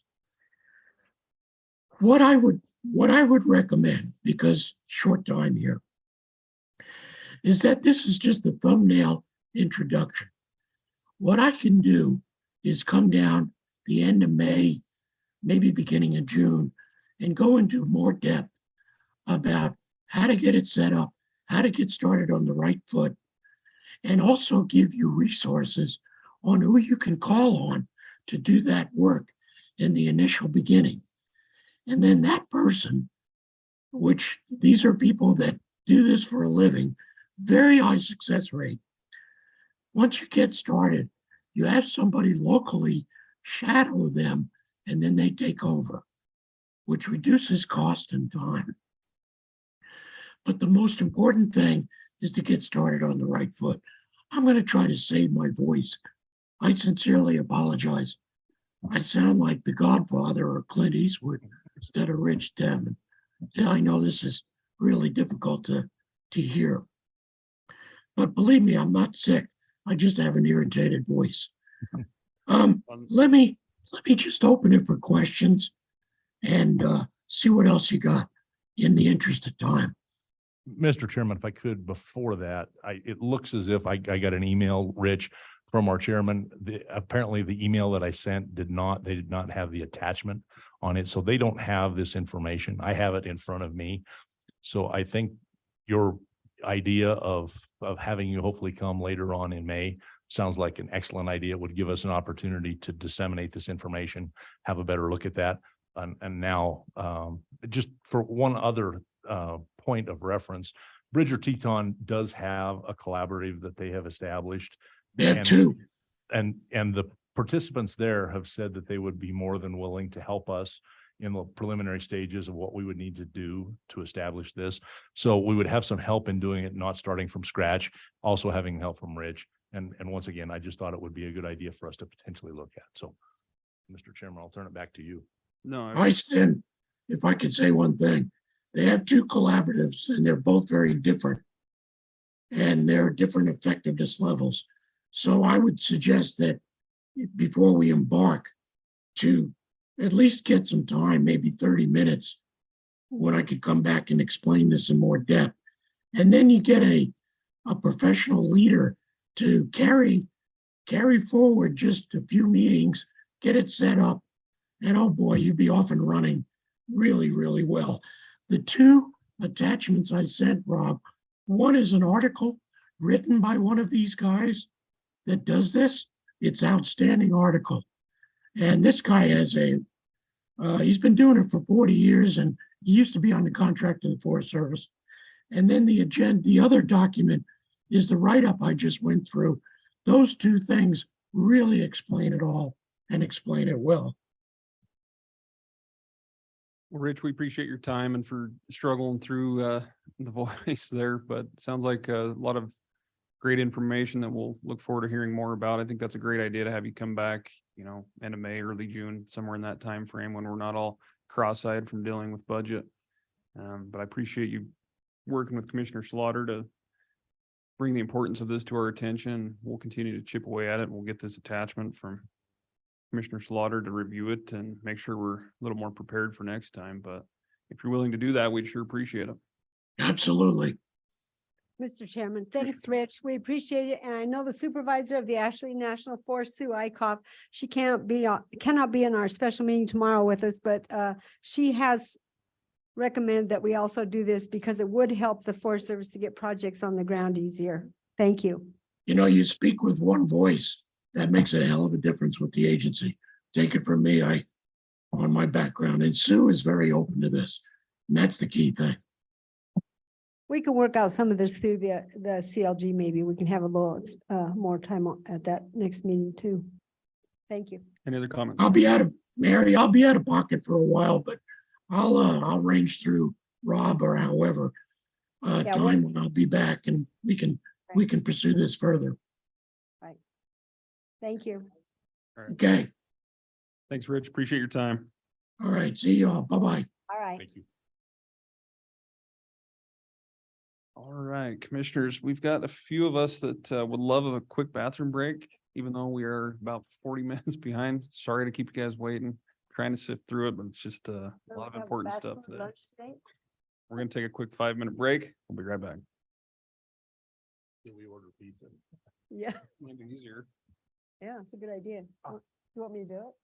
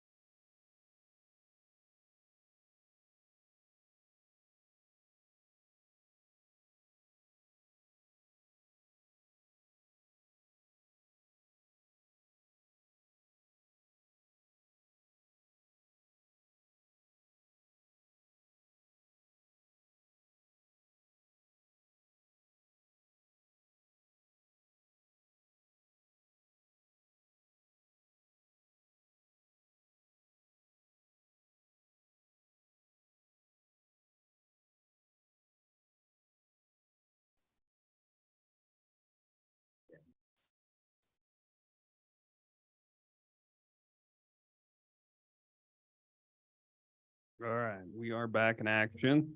Sorry to keep you all waiting. It has been that type of day with plenty to go this afternoon, but we appreciate your patience. Next on the agenda is item 13, right at an hour behind schedule, so we're winning today. We've got the county ambulance and regionalization grant updates. With us today is Castle Rock Ambulance CEO Bailey Doctor. Looks like she's got members of staff and board with her. Good afternoon. Thanks for hanging in there. Afternoon. Thanks for having us. So first I'll introduce the people that are here with me. We have Dan Stanton is our board chair. Reed Robbins is our board treasurer. Bob Gordon is a member, right, on our board, and Todd Toolson is the hospital district CFO. So we appreciate your time today. We wanted to come before you to present the progress that the regional ambulance service has made over the last quarter since we took over on November 20th. So I'm going to give you a few of our updates, and then Todd will be presenting to you the financial outcomes that we're seeing so far with the ambulance. So first of all, for those of you that were not on the commission at this time last year, we did enter into a contract with the county to provide regional ambulance service, which essentially made Castle Rock go from providing ambulance service in Castle Rock Hospital District to also becoming the primary ambulance for what was formerly Sweetwater Medics ambulance service in Rock Springs. We took that service over on November 20th, and one of the struggles that we were experiencing prior to that was that ambulance service really is not defined as an essential service anywhere in the state of Wyoming. So working with the commissioners over the years, the commission has come to subsidize the loss on ambulance service, and we're very grateful for that, because without your subsidy, ambulance service, really wouldn't be sustainable. And what we were seeing was, with the continued increases the ambulance was asking for, there was more and more uncertainty amongst the commission as to whether or not that would be sustainable. And so our goal, Castle Rock's board, the goal was to become an ambulance service that could provide sustainable ambulance in the county, and really look at what the financial piece looked like, because that was a question kind of leading up to November 20th. So we felt like we could step in and fill that gap, and then really look at patterns and trends that we're experiencing here. So we've been working with Memorial Hospital as a partner in this ambulance service. They did award Castle Rock the exclusive agreement to be able to provide ground transports out of the hospital that go to Salt Lake City. And we also have been providing airport transports. So we'll take patients out to the airport if they have to be flown. And then we're also providing the service to be able to take patients home to the nursing home in cooperation with our nursing homes, as well as we've been providing some hospice care for a patient to go home if they'd prefer to go home to pass away versus staying in the hospital. We've provided a few of those transports as well. So currently we have 44 employees on the ambulance service, 27 to 28 FTEs at any given time. So some of those are obviously PRN or part-time employees. And labor continues to be one of the biggest challenges that we're facing. So one of the things that we did do last fall was give raises to try to attract Sweetwater Medics employees to come on board with Castle Rock. So we gave about 19% of a raise. So that was based off of salary surveys that we've been doing. We've seen a real increase in the need for EMS, and that's driving up, demand for EMS, and that affects wages. And then also those employees that we brought on from Sweetwater Medics were grandfathered into our PTO program. So they started accruing PTO right away, where typically a Castle Rock employee will need to wait a probationary period to get that. And then those employees are all now eligible, if they're working full-time, for also our health insurance through the hospital district. And then from day one, they also could take advantage of the 401k that we provide to our employees. So good benefits that maybe they weren't able to have with the private sector before, and the employees seem to be satisfied with those benefits. We've been able to retain the staff, and we got a good portion of those employees to apply and come on with us, and we're continuing to engage with the former, obviously, our employees, because they're now our employees, and they're great. We've really enjoyed bringing them on, and they're highly trained and have brought a lot to our service. So we're providing 3 full-time ambulances, 2 of which are stationed in Rock Springs at what is Sweetwater Medic's property. We have a lease with them and one full-time ambulance in Green River. We're using what's called a dynamic deployment model, where if both of the ambulances in Rock Springs are dispatched out, either for 911 or for a transport, then the Green River ambulance moves to the midway point between the two. Same vice versa. If Green River's ambulance goes out, we'll bring one of the Rock Springs ambulances to the Krill Jacks area. And then once they clear at the hospital, then the ambulances go back to their home base. It's rare that you'll see a third call out in Rock Springs or a second call out in Green River.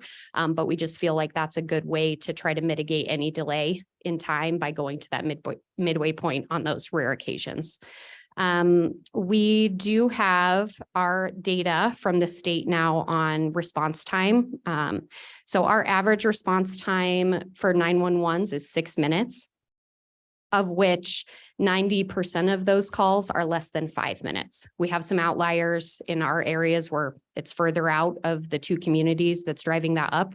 We'd like to see that less than 5 minutes for all calls. So we'll continue to look at that and try to mitigate ways to be able to get to patients faster. But sometimes our patients are, off hunting in remote areas and it takes us a minute to get to them.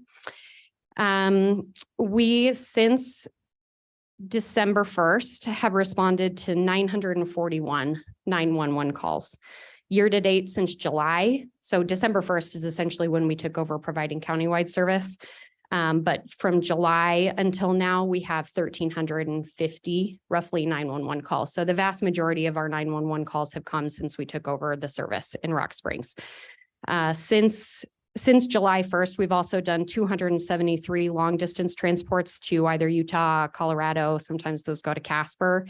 And then we've done 70 transports where we go pick up the flight paramedics out at the airport and then bring them back and take the patient back out to the airport. So we also have been awarded 2 grants since we took over, one of which is going to help us pay for the radios that we need. So $54,000 to help us pay for radios, which will more than cover it. And then an exciting grant that we got in collaboration with the county is the regionalization grant for ambulance service. So last fall, the state announced that they had $10 million that they could appropriate for regionalizing ambulance services, because Sweetwater County is not unique in that ambulance costs are going up, services are closing down, and the state's trying to help with some of that, efficiency. So one way, to gain efficiency is to be able to combine ambulance services, minimize the amount of management, the overhead that you have, and try to save costs that way. So they recognize that. They had $10 million to appropriate. We wrote a grant for $3.6 million, and Sweetwater County was awarded $2.5 million over the next now it's about 3.5 years. So that money has to be spent by the end of 2026. So the requirements for that grant, aside from the very arduous application, was having to have matching funds. So the contract that we have with the county satisfied that agreement, because they could see that the county is helping subsidize ambulance here. So the other one was that we could prove that we're gaining efficiency. So by combining management, minimizing the amount of management that we had across the board and being able to show our dynamic deployment model was enough to be able to be awarded that grant. So we're really excited. That will in turn decrease the amount that the county is subsidizing Castle Rock. The clock, as you will, hasn't started yet for the ambulance, because we were awarded it in January and they asked us to amend our budget. And so we had to go through a budget amendment process, and it's now back with committee. One of the things that the grant will not help pay for were physical construction costs of a building. So it'll help pay for capital like ambulances and maintenance of ambulances and that kind of thing. But what we had asked for was potential construction of a facility as well. So we had to take that out, sent it back to them, and they're reviewing that, but we're anticipating approval of that anytime. And once that gets approved, then we can start collecting on that. So that should decrease the amount that we're requesting from you, although I'm not exactly clear on how their payments are going to work. So we'll make sure to keep you informed on that. And then one of the other just projects that I felt like was worth mentioning is the Daggett County request to help in our southern region down in closer to McKinnon. So Commissioner Richards and Commissioner Slaughter, sorry, Rob, I looked at your face and forgot your name. They worked with us to establish a meeting with Daggett County, and we looked at our response times and what Daggett County is now able to do because they've staffed up over the years, and they feel prepared to be able to take some of those calls that are south of, buckboard. And so we're working through an MOU with them. They do have some things that they have to do with the state EMS office. And so from what I understand, they're continuing to work on that. But I think it's a good way for us to help take care of patients. We all want to be there for our patients and try to respond as quickly as we can. And they're ready to do that. I think they said they have 7 or 8 employees there down there now. So they're able to provide that service a lot quicker than Castle Rock can. So we'll continue to work on the MOU. And with that, I'm going to turn it over to Todd to update you on the financials that we're seeing. And then if you have questions, of course, ask. Thanks, Bailey. Appreciate that. Good afternoon, Todd. Hey, good afternoon. Happy to be here, Mr. Chairman, Commissioners. Our contract is for 1.8 million per year. And now the wording is a maximum of 1.8 million per year. It's designed to allow us to break even on the ambulance services. So if our net loss is 1.8 million, then that's it. Each year we'd continue to do that. But say our net loss ends up being 1.5 million, then the next year subsidy would be reduced by the 300,000 excess that we received. So the next year's subsidy would be the 1.5 million. And we do that calculation at the end of each year. So this year to date, which is different than most years because we're only looking at 4 months since we started here December 1st. And these financials through March 31st, our April financials not finished yet. We have approximately 1.5 million in net patient revenues. Our expenses are about 2 million, leaving our net loss at about 300,000 over 4 months. So we're running about $125,000 loss per month, but the county is subsidizing 150,000 per month. So we're spending right now, or our net loss is less than what the county is subsidizing, which is what we hoped for, because if our net loss ended up being 2.5 million, we'd have to eat the difference. And we like to see savings across the board. And that's what we're seeing. So we're projecting at the end of this year with that run rate about 25,000 loss per month, we're projecting that we'll come in under the 1.8 million loss by about 150 to 300,000. So that'd be the reduction for next year's subsidy. So we're guessing things can change drastically. We have some months that are just wild, and some months where things slow down. And I'm going to be doing some adjustments to bad debt and contract adjustments in accordance with governmental accounting standards. But based on all that, that's what I'm projecting. So we're happy with where it's at. This is about where we expected it to be. We knew that our expenses would increase drastically ×2, with taking on the Rock Spring service. We knew our revenue would also increase ×2, but our expenses are higher than our revenue. So that creates more of a loss. But we're happy to be here and report that the subsidy next year is most likely going to decrease from this year. And that's something we haven't seen in this county for a while now. We've seen just straight up increase in subsidy every single year. And surely it would still be increasing if we still had those 2 separate services and didn't have these combined efficiencies. And then on top of that, like Bailey mentioned, we'll have the grant, which would further reduce future subsidies. Mr. Shanefield. Thank you, Mr. Chairman. Mr. Wilson, how are you planning on breaking down that grant? It's like $78,000 a month, or are you planning on doing larger purchases? I just like to understand how much will you see then as a change in the monthly revenue versus expenses? Yeah. So that grant is designed to cover operational expenditures, not capital expenditures. So it'll be consistent month to month. We'll recognize a portion of that revenue just based off of the length of time that they've awarded it. Okay. Thank you. You're welcome. Mr. Chairman, Commissioner Tillman. where are you getting the money for new ambulances?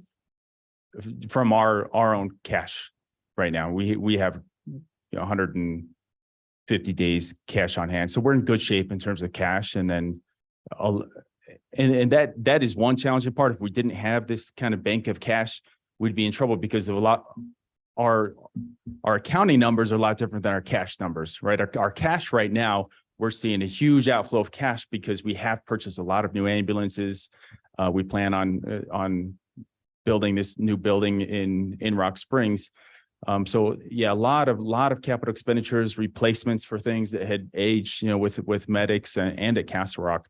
So we've seen a big cash outflow, but for accounting, we have to recognize that we have to capitalize those assets and depreciate it over time. So we're only seeing a portion of those expenses, but we have the cash to cover it, and it'll be made up over time as we recognize the expenses associated with those capital purchases. You're welcome. So if I understood that right, Todd, you're stating that none of the county funds, as far as the contract goes, were utilized towards these capital purchases? Not upfront, but they are covering that because that ends up in our bottom line through depreciation. So say we have an ambulance that costs us $200,000, and the American Hospital Association recommends that be depreciated over 4 years. So we're recognizing that $200,000 over 4 years, which is $50,000 per year. For just over $4,000 per month that you'll see contributes to our expenses as a depreciation expense. So we're paying out $200,000 right now, but we're only recognizing expenses of $4,000 every single month. And so we are recouping that over time. Over the 4 years, the county will end up reimbursing the full $200,000 as we recognize that depreciation. And you mentioned plans of building a facility in Rock Springs. Can you allude on that anymore? Yeah, and I'll have Bailey talk about that. Any other questions? Well, how many ambulances did you have to buy? We're remounting 2 of our ambulances. We plan on remounting another. We had 3 ambulances that, if you remember, we purchased through the 6 penny back. How many years has it been? 7? Yeah, 2015. Okay. Yeah, 8 years. And so we're remounting all of those. The actual boxes themselves are still in great shape. So we're just putting on a new truck. And then we've purchased a transport ambulance, which is more like a van style that gets better gas mileage.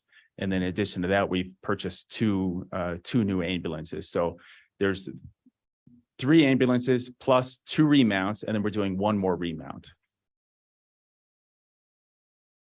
But in terms of equipment, I mean, because of this subsidy, it's allowed us to go out and make these purchases, and because we're locked into a longer term contract, we can take those.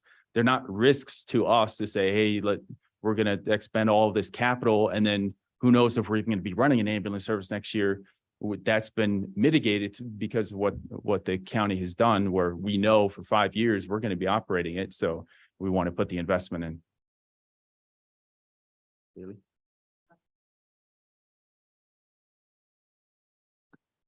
Also, Chairman West, if I can address the desired fleet amount for what we need based off of having 3 full-time ambulances and the assumption that you'll always have 1 to 2 in for maintenance and potentially 1 out for a transport, we're shooting to have 7 physical vehicles at all times. So that's that best practice. And that's what we're working with Safe Tech to, try to establish those best practices and make sure that we have enough vehicles. One other thing that I wanted to speak about was we did also just do a review with Safe Tech to look at the data from what we're seeing based off of the call volume over the last 4 months.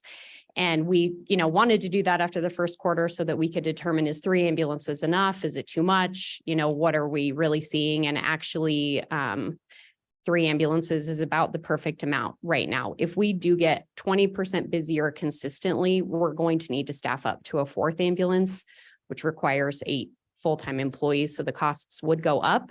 But of course, we'd be able to justify that with you. We're looking at the data. We're looking at the numbers to see if 911 or the number of transports is going to go up. Now, obviously, also would revenue go if the number of calls went up. So some of those expenses would be offset. But to speak to the question about the building, so we have been in talks with Memorial Hospital to potentially build an ambulance bay on site outside of the ER. It's a good central location in Rock Springs. We feel that it's, obviously because of its proximity to the interstate, it would be a nice place for us to be able to operate out of. And the hospital board is agreeable to allowing us to do that. So those talks need to happen, obviously, with the county and the hospital still, and we would need to go out to bid for such a facility. But yeah, we would need a place for people to be able to sleep and to store 4 to 5 ambulances. It wouldn't have to be anything elaborate, but something that's, close to the middle of town in Rock Springs would be ideally better than where we're located right now. So on that note, the hospital is owned by the county, as is the grounds of that. So I guess I can't speak for any of the existing commissioners, but I'd heard that rumor, so I wasn't sure if it was true or not. And the hospital board can be on board with it, but ultimately we will have a final say on that. So I just kind of wanted to see if that rumor was true, to see the validity behind it, because obviously we're going to have a large say in that. And of course, trying to work through that and see if it's in the best interest for the taxpayers and all that too. So true. I just wasn't sure where you were at with that. And yes. And I had inquired with, trying to get that ball in your court through maybe legal to find out what we would need to do, if it needs to be a lease or, to start having those conversations. We can certainly do that in workshops or however you would like to do that. But I think given the circumstances of the contract being 4 years and what the question about what's going to happen with the ambulance after those 4 years, if that contract expires with Castle Rock, our recommendation would be that building could then, if it's Castle Rock or if it's another provider, that building could then be acquired by whomever is operating the ambulance service. And it's a permanent solution for county ambulance in Rock Springs. It's not just something that we feel would be fun to build. It's certainly a good long-term solution as well. And that's really what we're looking at, is long-term solutions for county ambulance, so that we don't have this, uncertainty in whether or not we'll have an ambulance anymore and those kinds of things. Just being able to attract the right kind of staff to a service that's sustainable long-term is important. So that's what we're trying to provide. Mr. Chairman, Commissioner Slaughter, I too had heard that rumor, and it somewhat concerns me, because I have attended the hospital's last 3 board meetings, their last 3 board building and grounds meetings, and their last 3 finance and audit meetings, and nothing has been mentioned at all about this building. So it's something that there has been a lot of speculation about. And obviously, with it being something that will fall under the purview of the county commission, it's just a little disturbing to know that there have been these types of discussions and we haven't heard anything about that. And so it's, like I say, somewhat disturbing to hear that. And as I say, have that speculation out and about and not have any concrete word upon that. So it's nice to hear that up front now and know that that is the case and working through that. So Are you looking at any other option, or is that your most viable? So Commissioner West and Slaughter and Toman, I believe part of the reason that you haven't heard much about it yet is that conversation happened maybe prior to your coming on to the liaison with the hospital. And it was in one isolated board meeting. And we, in the meantime, have been working through all the operations of what it takes to provide regional service. And the building really has kind of taken a back burner to that. So we fully recognize there's a lot more conversations that need to be had before that moves forward. As far as other alternatives go, we have looked at a number of potential locations in Rock Springs. The inventory in Rock Springs is rather limited. And last fall, we did look at a number of potential sites that the county was kind of exploring for us. So if you have any possible solutions, we would be more than open to looking at that as well, because that just saves money at the end too. But the ones that we looked at were pretty small or were outside of town, and we don't want to sacrifice patient care to just try to get a cheap building too. So, that's something that we would all need to work together on, but we were not able to find anything that, at least last fall, when we were looking prior to this kind of possibility coming up with the hospital, we weren't able to find anything that could work. But if you want us to get back on that, we certainly can look some more. We've kind of stopped looking at this point. So Mr. Chair. Commissioner Shanefield. Yeah, I just wanted to point out, Commissioner Slaughter, that this was a part of the conversation before everything transitioned over from medics to Castle Rock. And I mean, there were many commissioner meetings that we had conversations about what their potential options would be. The hospital discussion was one that we knew was going to take a long time and that they needed to get up and running and understand what the actual needs were before we even went there. And so I think that now is a good time to maybe start having those conversations again. I don't know how long your lease is with that for the medics building. I don't know, any of those details, but I appreciate you coming today and giving us an update. Commissioner Shanefield, to answer that question, our lease is up in June, but we have given them the notice they'll allow us to extend it on the month to month basis. And we've done that. We've given them the notice that we'd like to continue that lease for now. So Medics has been really good to work with in that way. So I have a question. I'm not sure if it's for you or Todd, but just out of curiosity, I know the contract states that it's 1.8 million or up to 1.8 million. How are we handling that? Is it voucher based, or are we just giving you guys a monthly distribution, or? Yeah, we send in a monthly voucher for Okay. 150,000. Okay. Just curious. Mr. Chairman, would it be possible to get a written quarterly report similar to what you gave today, Yeah, for sure. just so we can kind of Mr. Chairman. Commissioner Richards. Today we start our budget workshops and we've got a drive here with all the budget requests from outside entities, and under Castle Rock's header, all we have is a copy of the contract. Did you guys submit a No. budget request form? No, I did not submit the form because we have the contract that in. Can I just suggest, if the chairman will let me, can I suggest that you submit those? Because while we have contracts with a lot of people, it's those forms that we use to inform our staff of what the budget is going to look like. So right now, I don't believe that $1.8 million is included in our budget workshop preliminary report, which kind of put us in a rough situation looking at what our numbers are. We have contracts with a lot of outside entities. They still go through that process to say, this is how much money we're going to request from you. Okay. Yeah, that was my mistake. And Bonnie called me, the last day too, and said, hey, we haven't received anything from you. And so we had the same conversation. She let me know that we'll need to submit that moving forward. Thank you. we were sure that we wouldn't have to pay, not that well. Any other comments or questions, commissioners? Thank you. That's very informative, though. Well, we appreciate the update and we'll look forward to seeing, hopefully we see more savings as you anticipate and project, and start making a plan forward with facilities and whatever else, but we'll be anxious to see that you continue to be successful in what you do. Thank you. And thanks for hanging in there today. All right, commissioners, I can sort through my notes. Looks like the last thing on the agenda is the fiscal year 2024 budget request filing. We've got Bonnie back. It's like it's been 4 or 5 hours since we saw you, but welcome back. Oh, good afternoon now. I was supposed to be here this morning at 11:55, but looks like your lunch break has been cut short. So I will keep this short and sweet so you can have a very short lunch break. This is the fiscal year 2024 budget request filing. This is required by state statute 164104.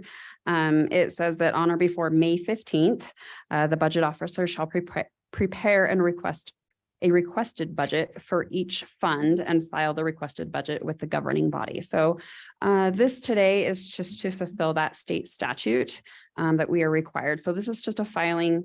These are just the requested budgets, and I have listed them for you, and I am filing them with you, the governing body. Are there any questions on this?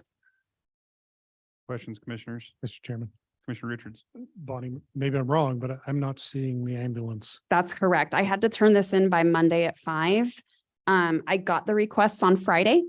So I called Todd Monday morning and he returned my call after 5 o'clock on Monday evening. So this was turned in prior to receiving that contract from him. So you are correct. That amount was not included on this. However, I have since put it in the system. I've added their contract to the end drive, and it is in the numbers that are provided in your packet for this afternoon's workshop.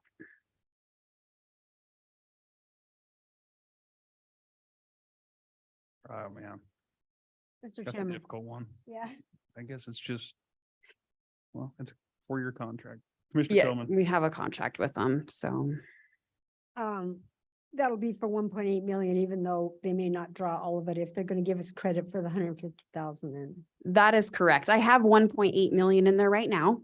I did talk to Bailey out in the hall because this meeting was running behind schedule. And I did ask her if she did have an updated number, a better number for the budget before it is approved by you as the board, that I can put that in there and we can get that lowered. So there is a potential that that might come down a couple 100,000 possibly, it sounds like. You got to give it to us anyway. So what do we need to fill out a form for? Mr. Chairman, if I'm not mistaken, what the contract requires us to do is budget 1.8 million regardless. Yeah. I think that's the approach they had too, but it still feels like anyway. Any other questions, commissioners? Do we need to approve this filing? Or just kind of a notification? Yeah, you're just accepting the filing. So a motion to accept the filing would be appropriate. You're not approving it, you're just accepting the filing. Mr. Chairman, Commissioner Richards. I move to accept the fiscal year 2024 budget requests filing. I have a motion to accept by Commissioner Richards. Do we have a second? Second. Second by Commissioner Shanefield. Any further discussion? Hearing none, all those in favor signify by saying aye. Aye. Opposed, nay. Motion's unanimous. Thanks, Thank Bonnie. you. We'll see you in Have about an 20 minutes. enjoyable 20-minute lunch break. Commissioners, that concludes the action for today as far as the regular scheduled meeting. Appreciate everyone hanging in there. We will be following up after a quick lunch break today with a 1:30 budget workshop. And with no further business coming before the board, the meeting is adjourned. Pizza and stuff is in the other room, wings and salads, whatever. Casserole. Nice to have all this budget information in one place. Instead of digging through emails and different places.